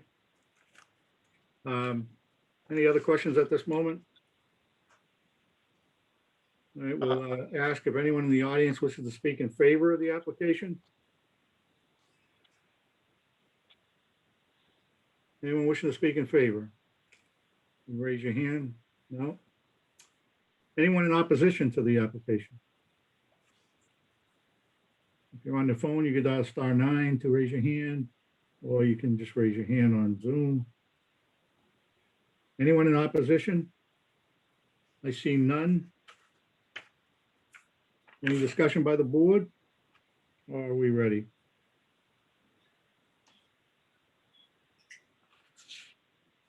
I'm ready if you guys are. I'm ready. The fact that the neighbors have assented to this makes me ready. And I think in the narrative, they did a good job for the hardship. Yeah. So, go ahead, Michael. Let me see where I am. Petition of Anthony Coletto seeking variance 3.2 right side yard setback to allow construction of a deck on the front of the house wrapping around the right side at 5 Reservoir Road. I would make a motion that we accept the variance to the right side. I would agree, listening to his narrative. There is a slider already set up. It was planned from the beginning. The house is pushed to the right side. So I'd make a motion for the variance. So Bill, just to clarify, it was only a variance, right? On the application, it was checked off for alter and expand, but I think it's only a variance, not a non-conforming structure. Right? I believe it is. A lot of times we will put the alternate expand just in case. But right now it's not non-conforming, so it would just be a variance. Okay, yep. Okay, motion's made for a variance. My apologies. I would second that motion. Motion made and seconded to grant a variance for the right side setback. Roll call vote. Mr. Gelati, Yes. Ms. Pratt, Yes, for the reasons stated, I would vote in favor. Mr. Nyman, Yes. Mr. Canavo, Yes, in favor of variance. and Mr. Parisi. I vote yes also. They've articulated the hardship for the variance. You've heard our decision, Mr. Thompson. It's favorable. We will draft a decision and sign and get it out to you. And Mr. Sanborn, if you'd stamp and sign those plans for us, that would be great. I will, Mr. Chairman, we need a member to write the decision. Mr. Chairman, I can write this one. Thank you. Yep. Thank you very much, guys, for your time. All righty. Welcome. Okay, our last hearing of the night is the petition of JCG Investments LLC, seeking a special permit under 1.9 to alter and expand a non-conforming structure to allow demolition of the existing three-family home and replaced with new two-family at 66 Eastern Point Road. The Attorney Ellison. Good evening, Mr. Chairman and members of the board. For the record, Deborah Ellison, Ellison Law Office, 63 Middle Street, Gloucester. I would ask that the architect, Mr. Matthew Carlson, also be added as a panelist, as he'll speak a little bit on the design. Okay, could he raise his hand, and it makes it easier to pull him in? I've got him. There we go. Great, thank you, Allison. You're welcome. The applicant for this project is JCG Investments LLC, and the manager is James Gattuso, and he is on the call tonight. The architect is Matthew Carlson of MR Carlson Designs, and he has just been admitted as a panelist. The engineer is John Judd of Gateway Consulting. He is not here tonight. The property is located at 16 Eastern Point Road, and we're seeking special permits under GZO 1.9, 2.4.3, and 2.4.5 for the demolition, reconstruction, and alteration of a non-conforming structure on a conforming lot. No other relief is needed or requested. We're seeking to demolish an existing three-family. It is in the assessors as a three-family, but it presently only has 2 units in it. It's being replaced with a two-family townhouse style home. And the property needs much needed updates are required for the property. What I'd like to do is share my screen so we can look at some of the plans. Yes, please.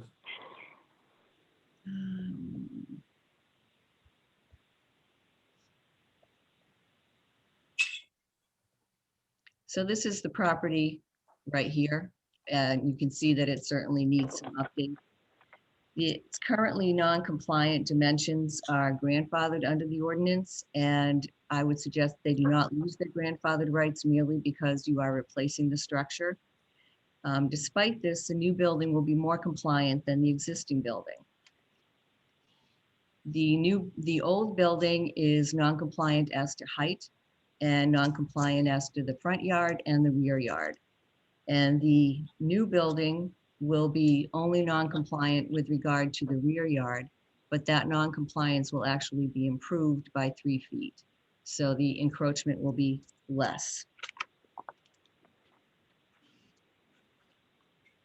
The property is in the R10 zone. It requires 10,000 square feet, and there is 10,000 square feet on this lot.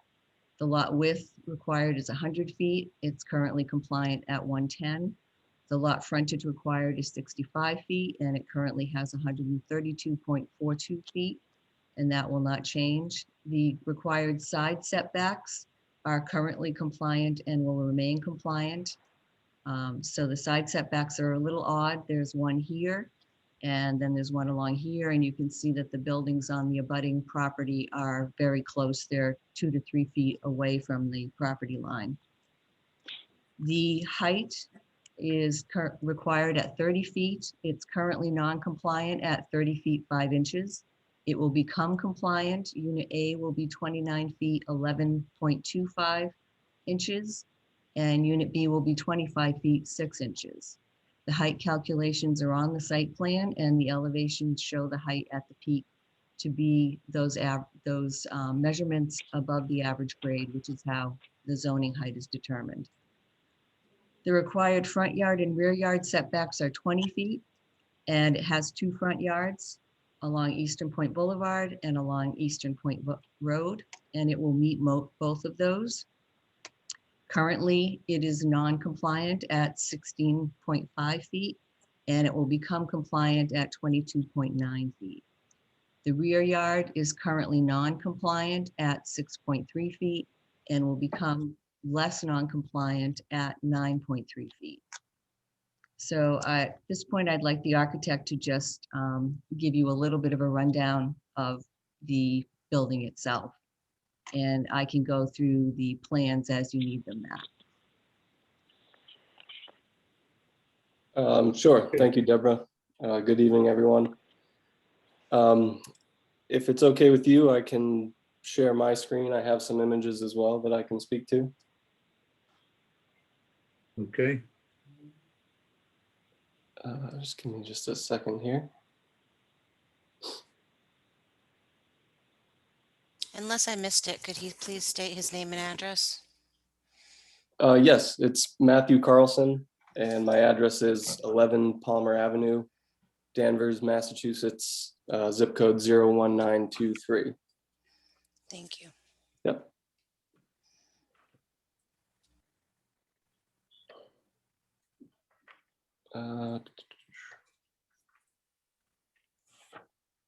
Apologies, bear with me for just 1 second.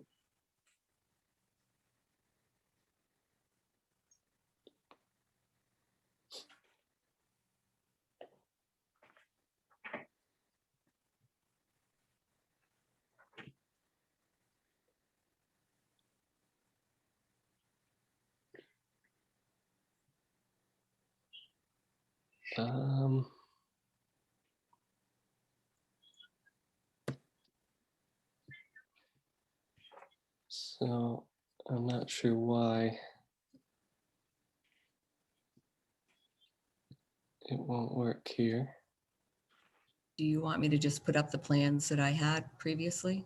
Yeah, if you want to start there, and yeah, I apologize. I have some rather helpful 3D images. What would you like to see? Which plan, Matt? You know what? If you could just go to the exterior renderings that I have, that's probably best, and maybe flip through the elevations as well.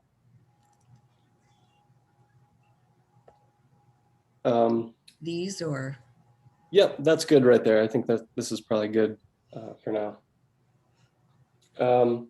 So I just wanted to touch on a couple points overall to the design, and if anybody has any specific questions at any point, just let me know.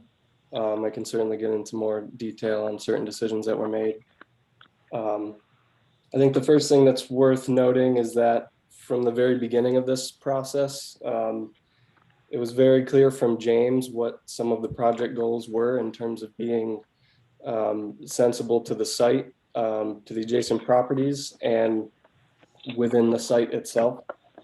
And that being said, some of the things that with the building form itself that we tried to be sensitive with are aiming at using as much of the existing building footprint as possible. If you were to overlay these two building footprints, approximately 80% of the proposed structure is within the footprint that's already there on the site.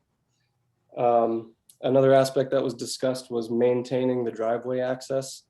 I think that was just, again, a point that we wanted to touch on, as to really not drastically change the nature of this property and the site as it sits on the corner here. As far as the overall form goes, you can kind of see it's really two units side by side that are kind of shifted. There's a few reasons for that. One of the main reasons being really the ability to get light to the units, helping open up each unit to get really good views and good sunlight. Another aspect was really maintaining a easy access to each unit. You can see as you kind of enter the corner, you have really a straight shot to both garage entrances. And that was kind of important to keep as simple as possible, to not make this really a difficult site to navigate. And sort of the third aspect of these two shifted forms and really their unique size, and that unit B, what I'm considering the unit on the right, is only 3 stories, whereas the unit on the left is 4 stories. And that again was really just trying to replicate the existing structure. I mean, you can see the existing house is slightly taller on the left side and steps down on the right side. Some other features with these buildings, with these 2 units that we wanted to try to use to sort of replicate the feel of what was there already, is some stonework at the ground level on these south elevations that face the beach. And in addition to that, just having some nice exterior balcony spaces and exterior patio spaces on that south end of the property on that lawn there. Again, as you can kind of see, those features were present in the existing design. So that was something that I definitely wanted to make sure that we kept, just as the overall feel of this site, just to try and keep it as similar to what was there. The other aspect of this shifted design kind of served two purposes. It really helped us pull away from the lot up behind us, the white condominiums you can see behind us. And in addition to that, similar, the red single family home to the right of this property really kind of pull the form closest to that property back a little bit so that it didn't feel so overwhelming. And lastly, really, I mean, as I'm sure we're all aware, views are very important at this particular site. Certainly taking advantage of those views for this property was a goal. And we definitely did not want to impede on anyone else's views as much as possible. I think that was, again, the similar feel to the existing structure was tried to be achieved, and shifting the height of the building from one unit to the other. And I know a very prevalent view from this site is also the fact that you can see the Boston skyline. And after taking a very long point of view all the way to the Boston skyline, actually from the white condos behind these units, you still have access to that view from that third story. So those were just kind of a few of the main points. If you guys have any questions as far as any more details, I can certainly speak to that. Mr. Chairman, if there are no questions for the architect, I can go through the legal arguments. Sure. The only one thing I'd like to point out on this before I do that is along here, if you did go down to see the property, this is where the foundation for the third unit is, where the boat is. And you can see that that's become the garage and part of the unit B. So that is already there on the ground. Could have been, added to what's there, but this is in the same general location. The special permit to alter or expand a non-conforming structure should be granted because the new home is not substantially more detrimental to the neighborhood than the existing non-conforming home. Mr. Gattuso wanted to reasonably develop this property, and that's why he's developing a two-family on this property. It will be more compliant, as I said, than with the existing home, and he's removing the two nonconformities of height and front yard. He also is improving the existing nonconforming rear yard near 2 Eastern Point Boulevard, and this is the only remaining nonconformity. So this entire building could be built as of right, except for the rear yard nonconformity, which is existing and which he is improving. Even though there are two front yards, he's able to comply, and sometimes that's difficult to do, especially on a smaller lot. He also will be bringing much needed updates and improvements to the older rundown building that now occupies the property. And he'll bring improvements to the neighborhood as it sits on a very prominent corner in this area. The access to the property will be in the same location as Mr. Carlson stated. And currently there are 2 apartments in that building, and the number of units will not change. So we would anticipate there would be roughly the same amount of traffic generated by this property as has been generated in the past. With regard to the demolition and reconstruction of the house, we will have both the demolition and the plans approved before any demolition is done. The construction of the new home will follow the demolition as expeditiously as possible.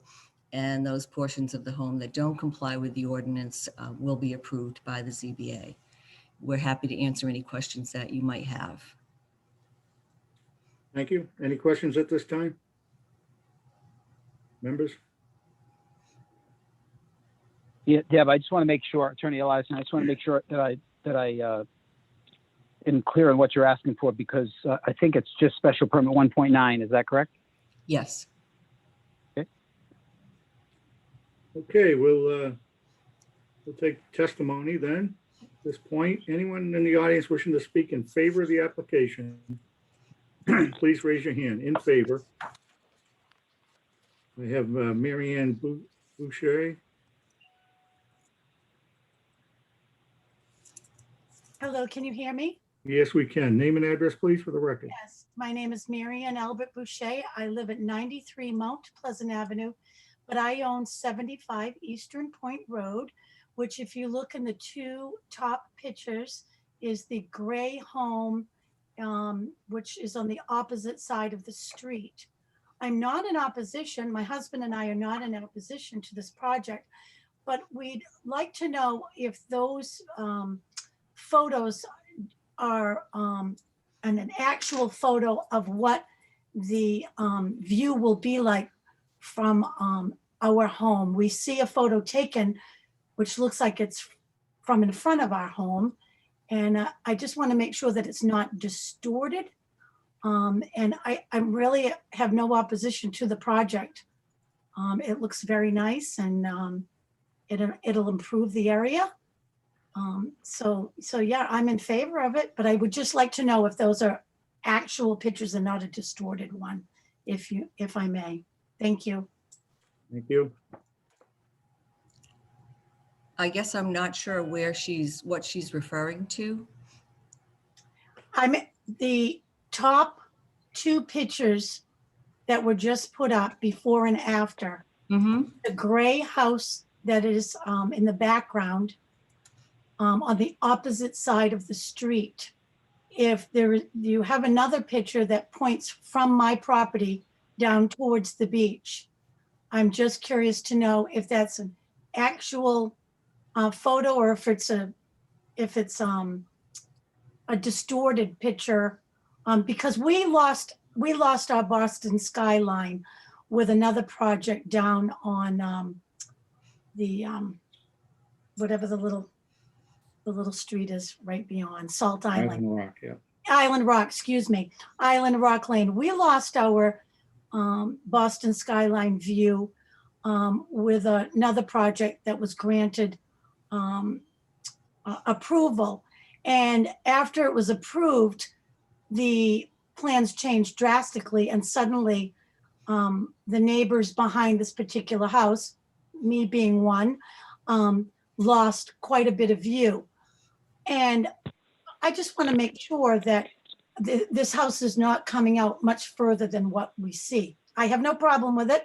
I'm not opposed to the project, but I just want to make sure that that is a clear, accurate picture of what will be presented. Okay. Thank you. I think I can help answer that, Deborah. I don't know if you want me to speak to. Please, Matt. Okay. Yeah. Hi, Marianne. Hi. I know exactly the image that you're speaking to and where your property is. So I definitely understand your concern there. I think the easiest answer is that the building corner that extends the most out to potentially block any view looking in that direction, the proposed structure and the existing house, that's the same spot. Basically, that corner is replicated. Granted, the existing house, that is the corner of the exterior patio. And on the proposed building, that's just the corner of the building itself. So it does, I guess I could say that the main house structure does sit out slightly more than the existing, but still I guess call it the southwesternmost corner of that house is the exact same from the existing to the new. Very good. Thank you so much. I do not oppose it at all. I welcome it and get along with thy neighbor. Thank you. Thank you. Thank you very much. Anyone else in the audience wishing to speak in favor? Seeing none, will anyone wishing to speak in opposition? First up, Meredith Fine. Here we go. Meredith Fine is speaking with somebody.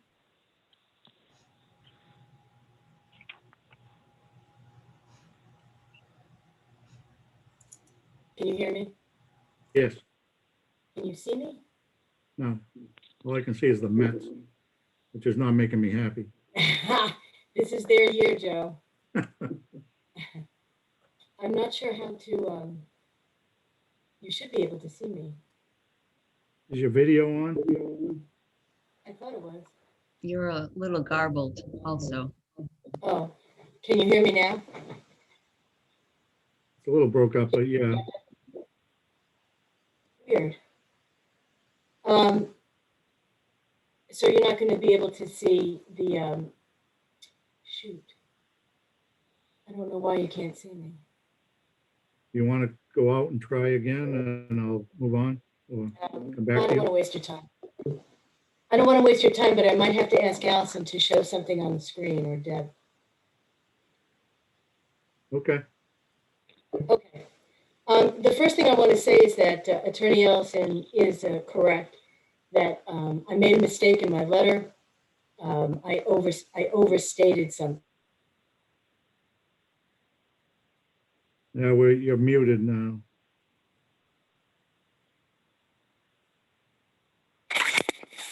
Can you hear me now? Can you hear me? Yeah, a little bit. There we go. Hey, we got your video. Okay. Can you hear me now? Yes. Okay. So first, I want to apologize. I did make a mistake in my letter. I thank Attorney Ellison for pointing it out so graciously, that I overstated the idea of losing your grandfathering if the building is demolished. My name is Meredith Fine. I'm an attorney at 46 Middle Street. I represent the trustees of the Seacroft condominium at 64 Eastern Point Road. They would hardly consider this proposal an improvement to the neighborhood. And so I want to point out 4 problems with the proposal. I'd like to discuss the standard, your standard for what is substantially detrimental to the neighborhood. And then I'm going to close with a little bit of history of this neighborhood. So on the issue of height, Allison, can I share my screen?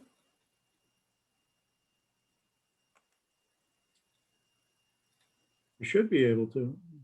Yeah. Can you see that? Oh, yeah. All right. There you go. Okay. So on the issue of height, the applicant says that the building is slightly over height now and will become conforming when the building is built. But I do have to question how they calculated the height, because on the floor plans, there's a tiny notation, a really tiny notation that says that the applicant is using as their original data point the garage of the new unit A as their original data point for calculating the height. And as the ordinance says, and as Attorney Ellison just said, the height is calculated based on the average grade of the pre-construction height. So so they can't use the new building to calculate their height. And the reason that that matters is, if you look at the east elevation, this section I'm circling here, which says 0-0 garage, this is where they seem to be starting their height calculation. And you can see, as you follow this dotted line through the stairs, over the window, through window, that 0.0 does not start at the ground, but in fact adds height to the building.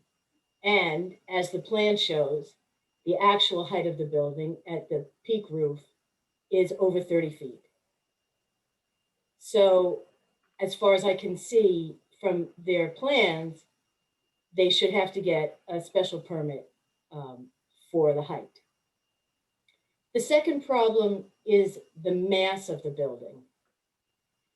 So what the applicant says is, we're not expanding the footprint very much. We're not making any new encroachments. And yet, the living area for this building will go up 51%, from 2,779 square feet to 5,465 square feet. And so if you're not expanding the footprint on the ground, but you're adding 51% of living space to the building, the only way you can do that is by going up and drastically increasing the mass of that building. And you can see that from the photos. This is not anything near replacing the old building with something like the new building. This is going to be a much, much bigger building. And this is something that you're allowed to consider when you're considering something that's substantially detrimental to the neighborhood. And I want to point out here a case in the land court called Harrison versus Demers, where the land court was open to the idea of something being substantially detrimental based on its volume rather than its footprint. The third problem with this proposal is the traffic. So this is already a blind corner. As I'm sure you know, it's a blind corner. People come whipping around that corner, especially in the summer. There's a huge amount of traffic. And you do not have currently 6 bedrooms of traffic emptying onto that road. So this proposal will create a dangerous situation, not just for the residents of the building who are presumably backing out onto a blind corner, but also for the entire neighborhood. It's going to create a traffic problem. And that is also something that you're allowed to consider when you're discussing whether something is substantially detrimental. In terms of the rear yard variance, in terms of the rear yard encroachment, they still should have to get a variance. It doesn't matter that the encroachment is less than what's there now. It's still an encroachment, and they should have to get a variance, which I don't think they qualify for. The building commissioner has been vigilant about asking applicants who are changing a use to make their buildings compliant with the current zoning. And I don't see why this property shouldn't have to get a variance to make that encroachment legal. Your standard is this proposal substantially more detrimental to the neighborhood than what's there now? And certainly the trustees of the Seacroft condominium believe that it will be. And what I would urge you to do here is to look at the whole proposal and not just the little pieces of it. So applicants like to say, well, it's just a little encroachment here, and it's just a little change here. Nothing to see here. But in fact, and I'm thinking here of a case called Oakham Sand and Gravel versus the town of Oakham, the board should be looking at the whole project, at the sum of its parts, and not at the little pieces of it when it's evaluating whether something is substantially detrimental to the neighborhood. This neighborhood is a gateway neighborhood. Anyway, it's a gateway to obviously to Niles Beach. It's a gateway to Eastern Point. It's a precious space. And there is a history of the city protecting that space. I want to show you.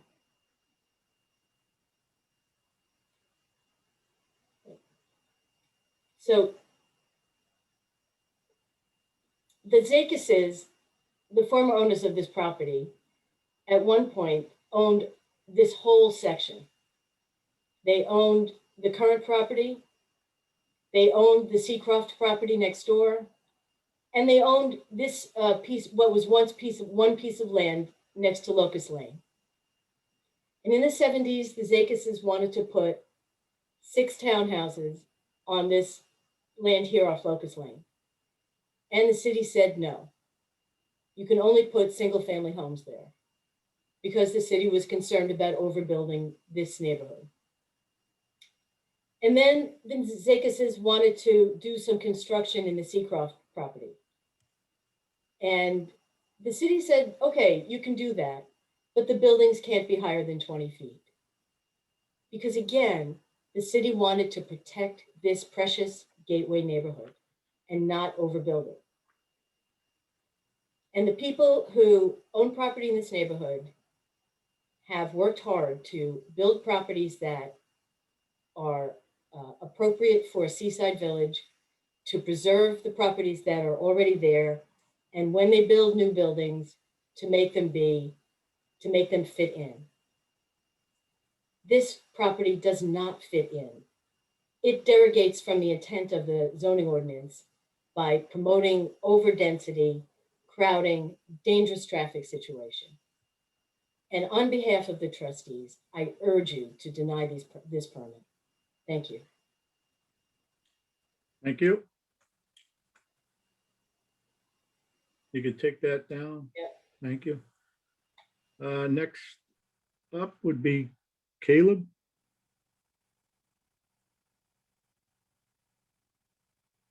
Hi, can you hear me? Yes. Hi, I apologize. I'm joining both by phone and by computer, but my mic on my computer is not working, so you're hearing me by phone. If you choose to see me on camera, I think I raised my hand on my Zoom call there. Can you get your name and address for the record, please? Yeah, Caleb Clapp and Tracy Dixon at 1 Island Rock Lane. We're directly across the street from the subject property. Thank you. So I submitted a letter.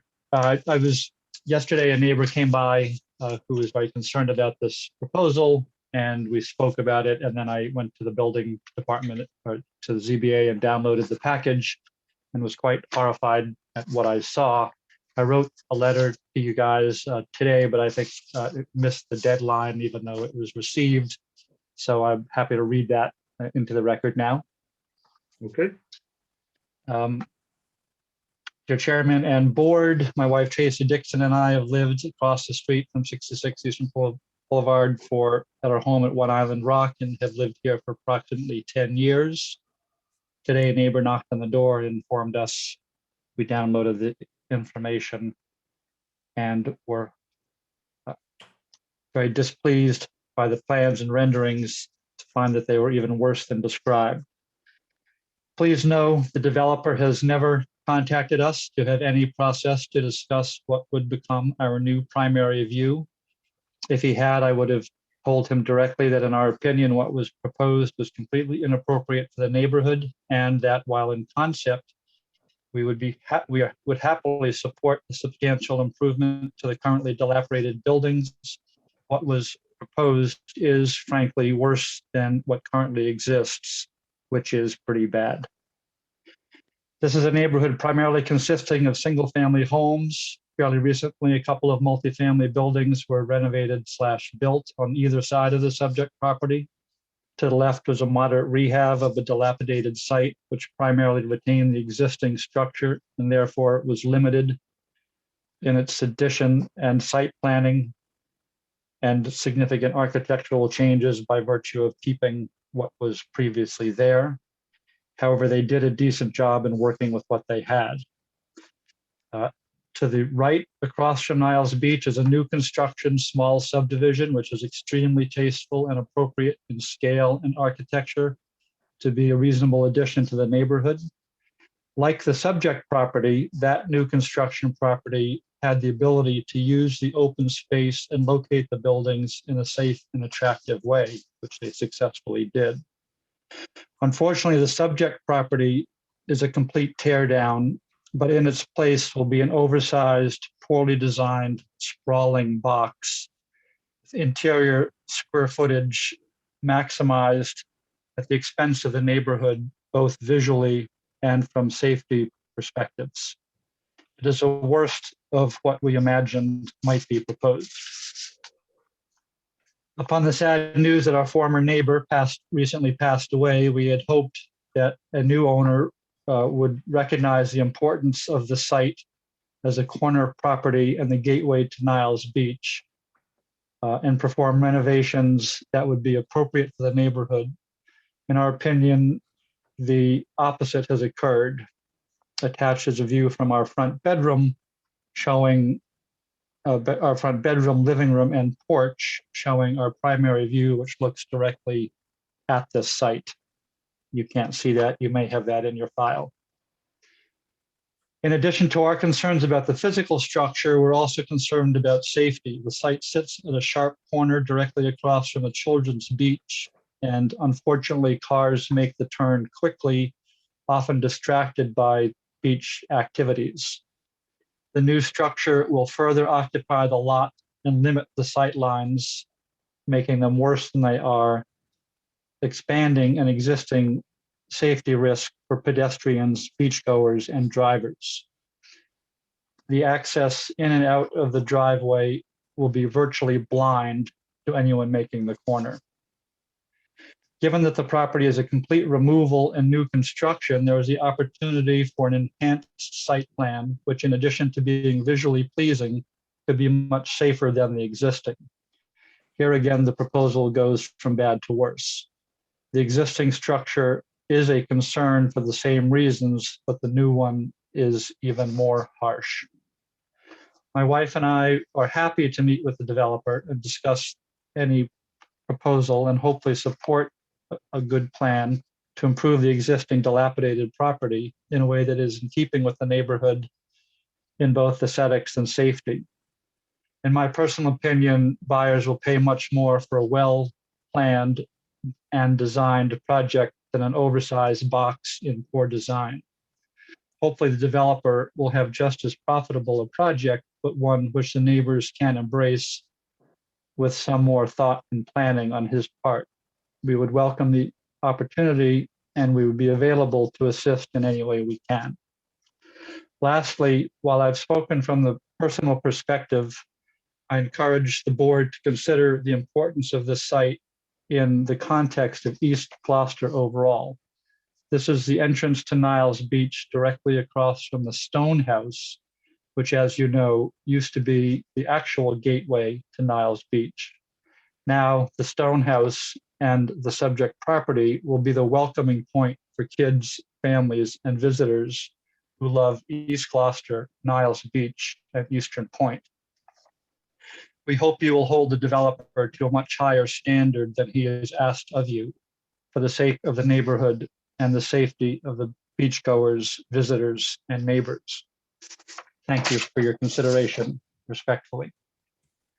I would also just add that I have in my hands, which unfortunately you can't see because I don't think you are seeing my camera, a letter from Marianne Lufkin, who is the neighbor at 3 Island Rock Lane.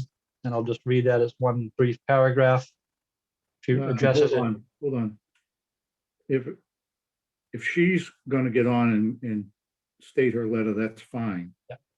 But we can't have you just read a series of letters from people. This We was have going to be rules the of procedure, and the stuff needed to be submitted 72 hours ahead, which we would have all got and read. But anything that comes after that can only be spoken at the meeting by the person. So Sure. And respectfully, she is 87 years old, and she asked me to do this because it would be difficult for her to participate. If you don't want me to read the 2 sentences, I won't, but suffice it to say that she has put in writing her objection and signed it. okay, thank you. Okay. And just one last comment, if I could. I don't mean to take so much time, but Marianne, our other neighbor who spoke earlier in support, I don't know if you're still on, Marianne, but if you do look at the plans, you know, what is now porch and open space and maybe a porch at the low level is going to be completely filled in with a big block box, which will obstruct your view substantially from what you see. Can you mute him, please? Okay, moving on. Roy is next up. Roy?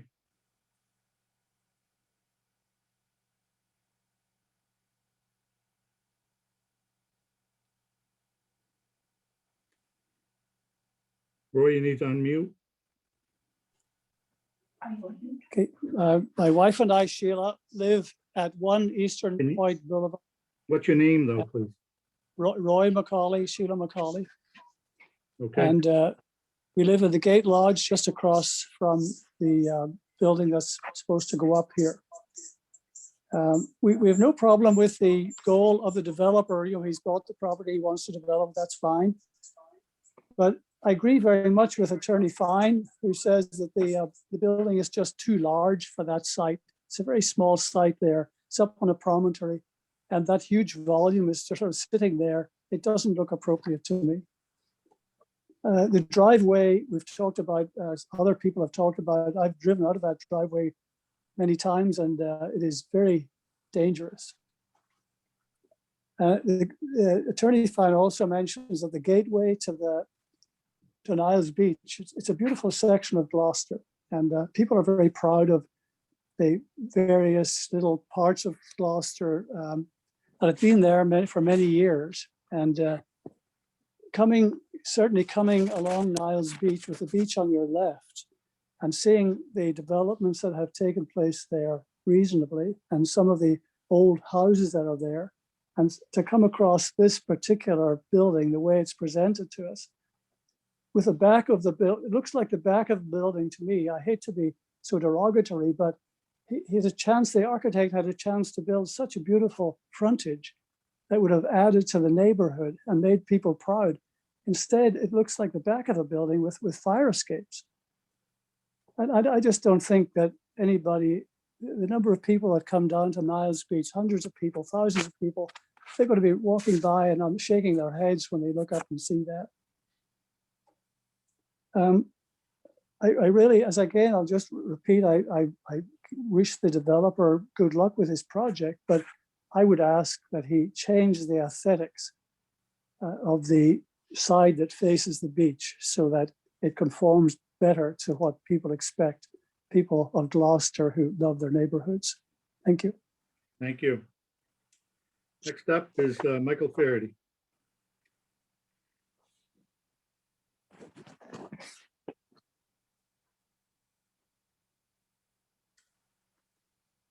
Can you hear me now? Yes. Okay. My name is Michael Fayette. I'm an attorney in Gloucester. My office is now at 45 Rocky Neck Avenue, and I'm here to speak on behalf of the Bordonaro family that owns the property immediately adjacent to this property.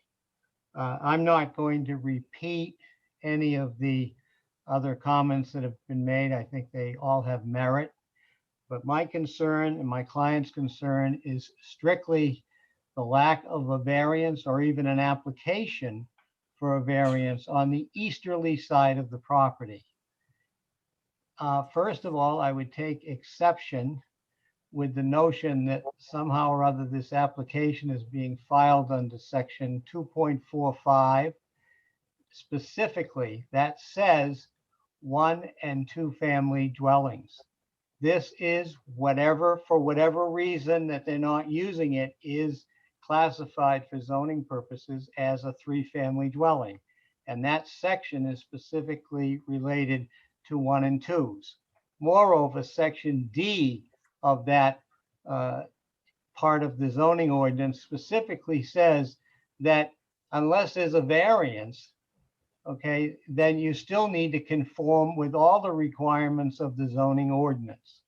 And this property, as going to be built, does not.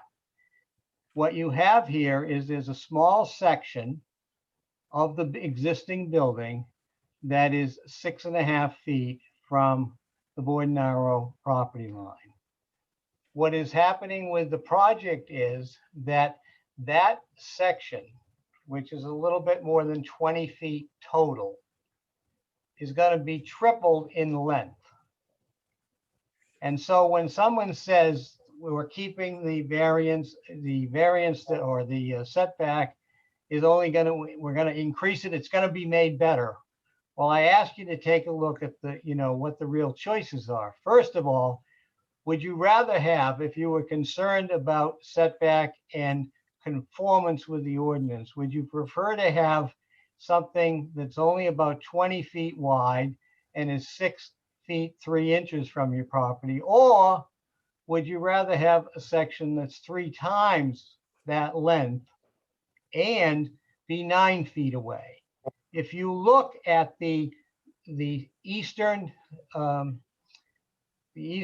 shot of the building, okay, and if that could be brought up, that's the eastern portion. It was shown earlier. Is that possible to bring that up?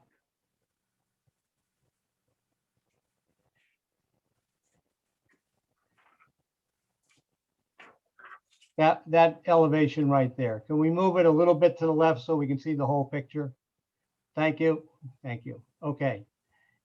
Everything that you see that is just blocked off, it's got no siding on it, that's pure concrete. Okay. And if you look at the length of that building along the side, that is the whole length of the property. What's hidden underneath that, behind that concrete, is the garage you saw in the other photo. If you were to put on this plan where the existing encroachment is, it would be somewhere close to where those first three windows coming from left to right. All of the rest is an extension of the intrusion into the setback. And I don't know where we get the notion that you can tear down a building and build it and increase the encroachment without a variance. I don't know of any statute or any priority, unless the world has really changed in the last year or so, that allows you to create an encroachment, which is, I say, almost 3 times the length of the encroachment right now.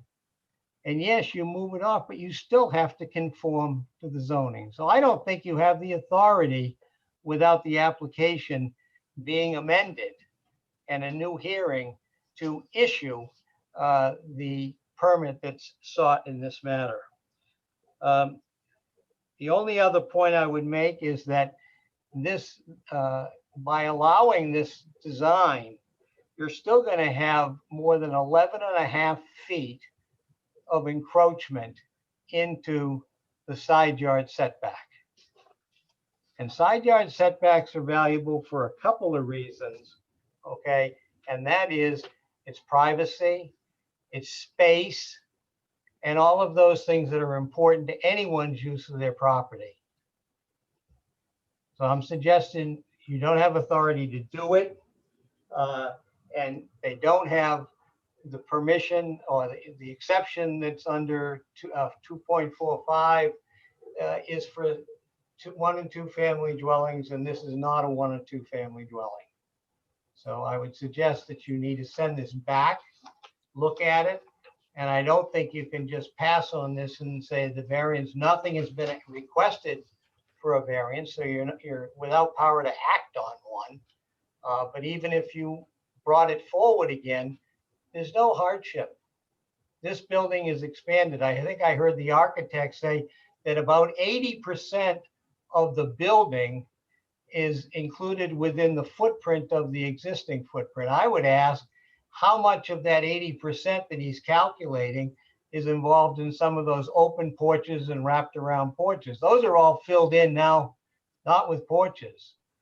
There's much more than, much less than 80% of the existing building being incorporated into the design. So with those comments, I have nothing else to say. If you have any questions, I don't have any objection to answering them. Thank you. Thank you. Anyone else wishing to speak in opposition? I see none. We'll go to rebuttal. Attorney Ellison.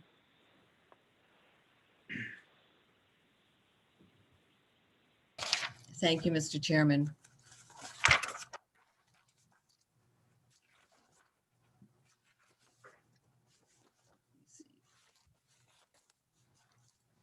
First of all, I think I'd like to pull the plans up again.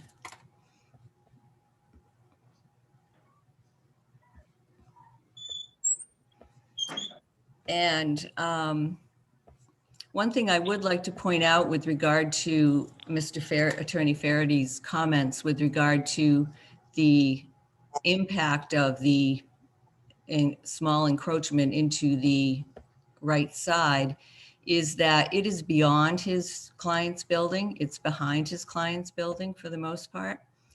And my client did speak to Mr. Bordenaro before he constructed or as he was developing his plans. And Mr. Bordenaro's main concern was that he not look at the building from his deck, his front deck. So you can see that the majority of the extended building is well beyond the Bordenaro house. With regard to the issue of the variance, I would suggest to you that if a variance is required, that there has been appropriate notice and that this board could act on that variance if it wanted to. This is not a new impact or encroachment. It's something that was brought up in all of the application, although it was not discussed as a variance. And I would suggest to you, if you want to analyze that, I could analyze that for you. The hardship relates to the lot shape, which you can see is a triangular shape, which squeezes the area that the building can be in. So if you would like to discuss that further, I can certainly go into that. With regard to massing, I think, well, first of all, let me talk about the height. So you can see here that the height calculation has been prepared by John Judd. And so he determined what the elevation was. And when you look at the elevations, it is from that average height. And so the height that Attorney Fine was referring to is the actual height, but that's not how our zoning is measured. Our zoning is measured from the average grade. And when it's measured from the average grade, that's where we get the heights under 30 feet. So there is no requirement to get a special permit.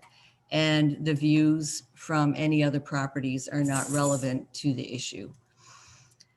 There's been a lot of discussion about massing. And just because a building is bigger than the existing building, it doesn't mean it's substantially more detrimental for that reason alone. This building, we have in our ordinance, we have, we determine mass and we determine size of buildings by dimensions. So we have certain setbacks that we're required to follow, and we have a certain height that we're required to follow. And that becomes the building envelope. And this building is being built within that building envelope. And it is but for the one encroachment, which is a existing encroachment. And it also removes other encroachment. It moves back the building from the front yard, and it lowers the height so that it is within our ordinance. So I would suggest to you that it is consistent with the neighborhood. But even if you're looking at volume and mass, I think you have to look at some of the other buildings in this neighborhood. And I did look at area when we're talking about livable space. Livable space is deceiving because livable space can change. You can have the same exact building, and one building will have a finished basement and another building will not have a finished basement. The livable space will be different, but the building footprint and the building envelope will be exactly the same. So looking at these, the building at 1 Eastern Point Boulevard has one unit, single family. It's 2,821 square feet. 2 Eastern Point Boulevard, 2,128 square feet. 1 Island Rock Lane is 2,592 square feet. 6 Island Rock Lane is 4,781 square feet. 8 Island Rock Lane is 2,242.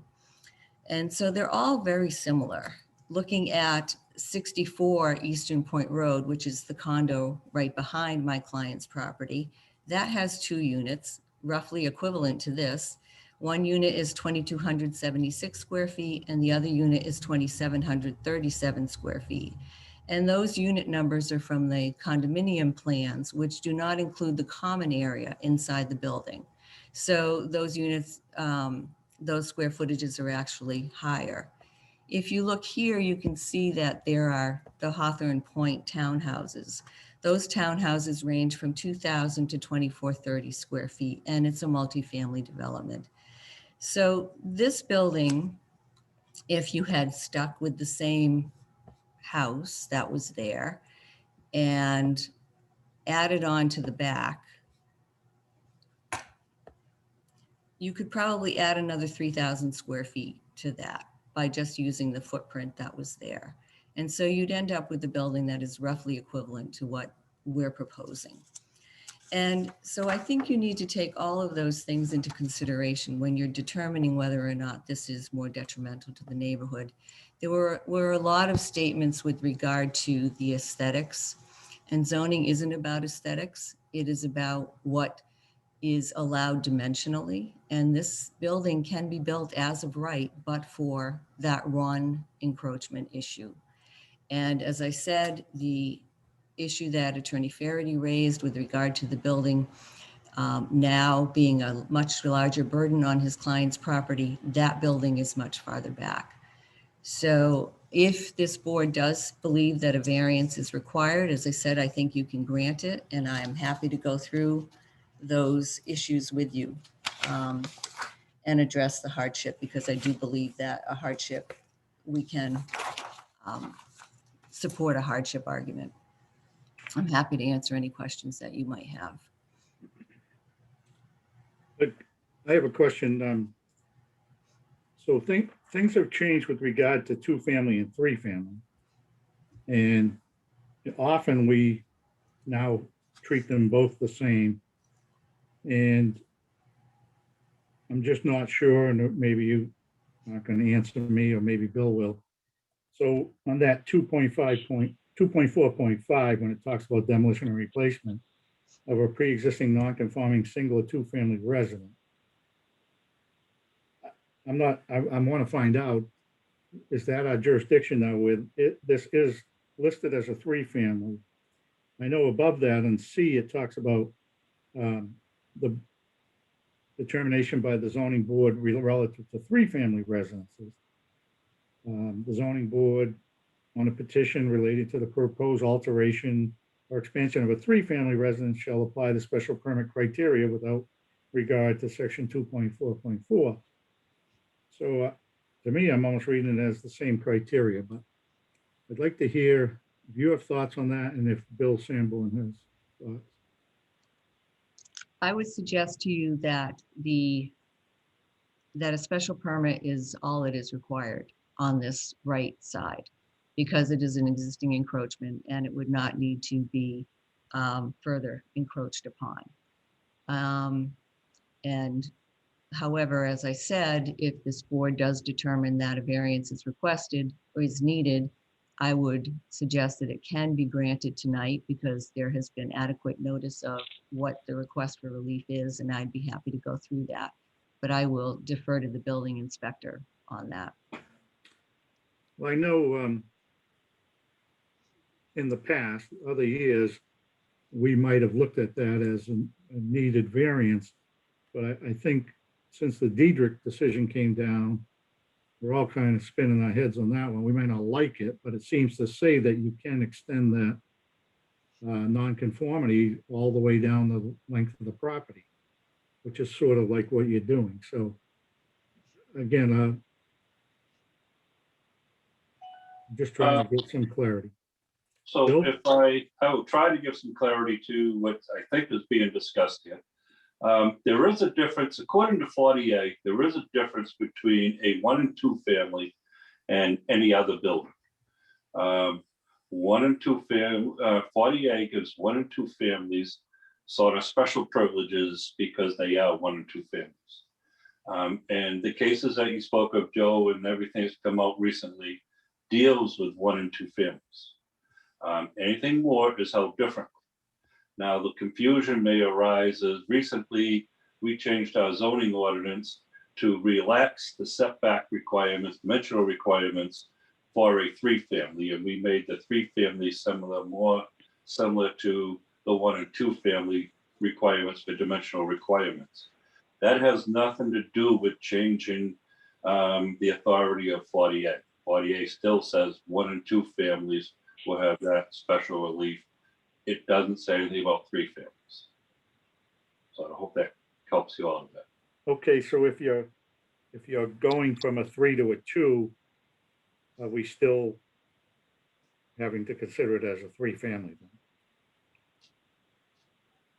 I would say if you're going from a 3-family to a 2-family, you would have to look at what the use is presently, and that would be the 3-family. Yeah. Okay. I also just want to point out, I haven't checked what the legal use of this house is. You know, I just would raise the question is, I know the foundation was put in with the belief he was going to put a third unit in. However, I'm not sure he ever completed that. And even though the assessors have it listed as a 3-family, I believe they listed it because the permits are issued years ago, but the work was never completed. Yeah, in the accompanying documents with all the different variances and whatnot over the years, there was that issue where they appealed that he hadn't exercised that. Yet the ruling of the board at the time was that, well, he put the foundation in the water line or something, so he did. So yeah, it's kind of up in the air. I'm looking Right, for so he help. exercised it, but he never completed it for the use is what I would look at. But again, I need to do a lot more research, Joe. I haven't Yeah. touched deeply on that project. Gotcha. Yeah. Yeah, and I think it's a big deal. I mean, I don't want to state the obvious, but I think it's a big deal because I think extending an existing nonconformity is very different from granting a variance. In my thinking, it's very different. Mr. Chairman, is this an issue perhaps that we need to explore a little bit further? I think we need to get some guidance.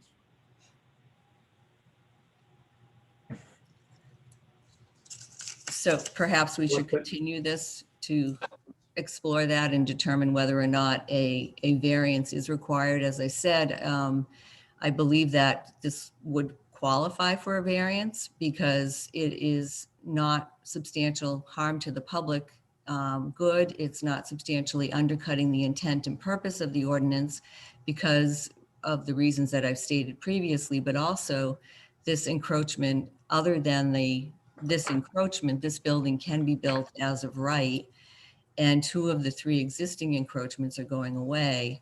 Furthermore, this property has 2 front yards and it's triangular, as I told you, so that the shape pushes the building envelope forward because there isn't any use in the back. It also reduces the options for orienting the building. And if the lot were more square, the building could be extended to the back of the lot, thereby probably eliminating the need for any variance at all. So it does create a hardship. And despite all of these constraints, the rear yard encroachment is being reduced. Soil conditions also contribute to this because there are outcroppings of ledge and other ledge that needs to be addressed.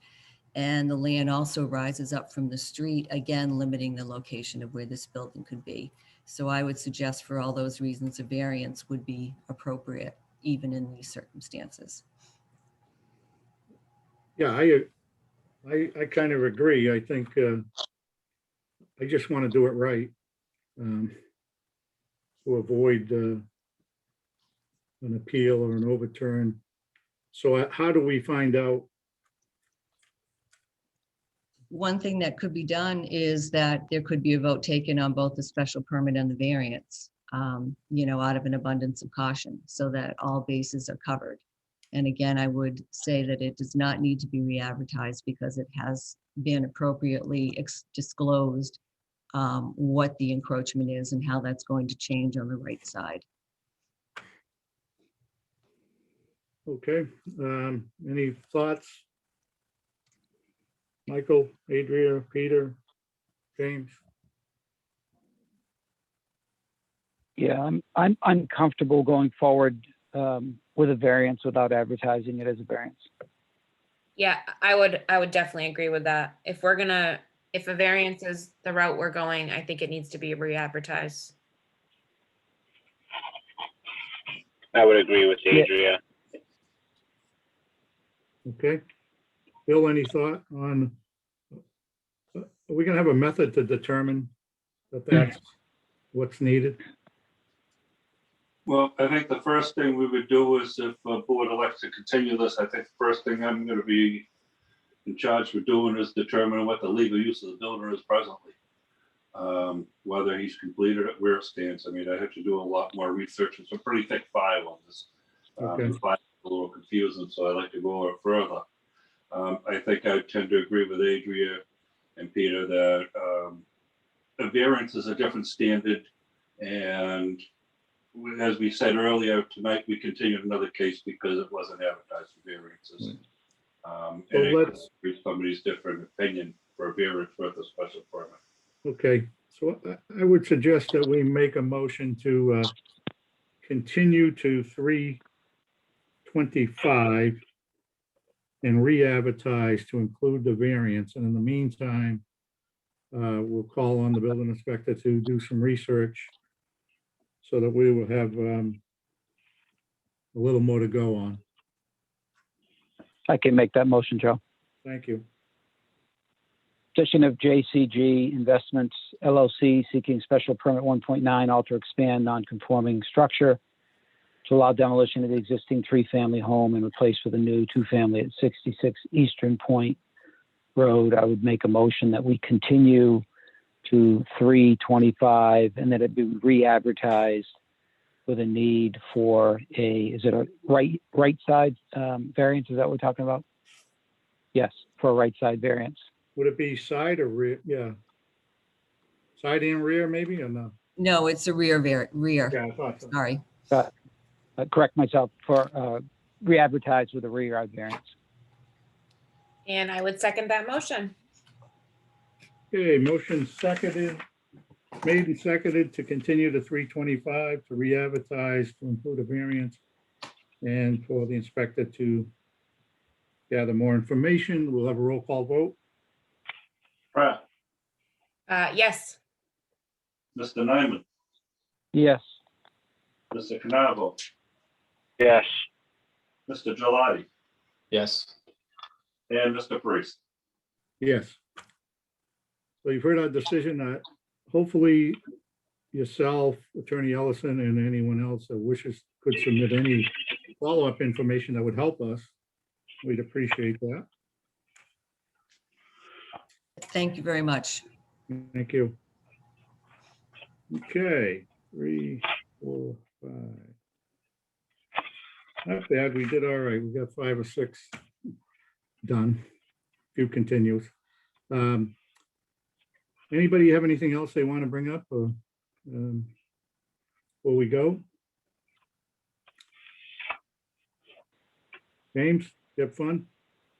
Oh, yeah, blast. Riveting. Living the dream. All right, I'll entertain a motion to adjourn. I make a motion to adjourn. I second that motion. Made and seconded, roll call vote to adjourn. Mr. Nyman, Yes, please. Mr. Canavo, Yes. Mr. Gelati, Yes. Ms. Pratt, Yes. Mr. Parisi. Yes. So we are adjourned. Your packets are in the stairway for the building. If anyone doesn't have theirs yet or needs it, it's also all on the drive. So feel free. We'll see everybody in a couple of weeks. All right. Have a good Have a night, good- everybody. Good You night. too. night. Take care, Good everyone. night, everyone, Yep. and thank you so much, James, for coming forward, and Bill, get your own damn speaker, will you? Good night, I'm everyone. going to IT and asking for a new computer, man. That's right. I stay on all night just because of you. No. Thank you very much. See you all. Good night, everyone. Yeah.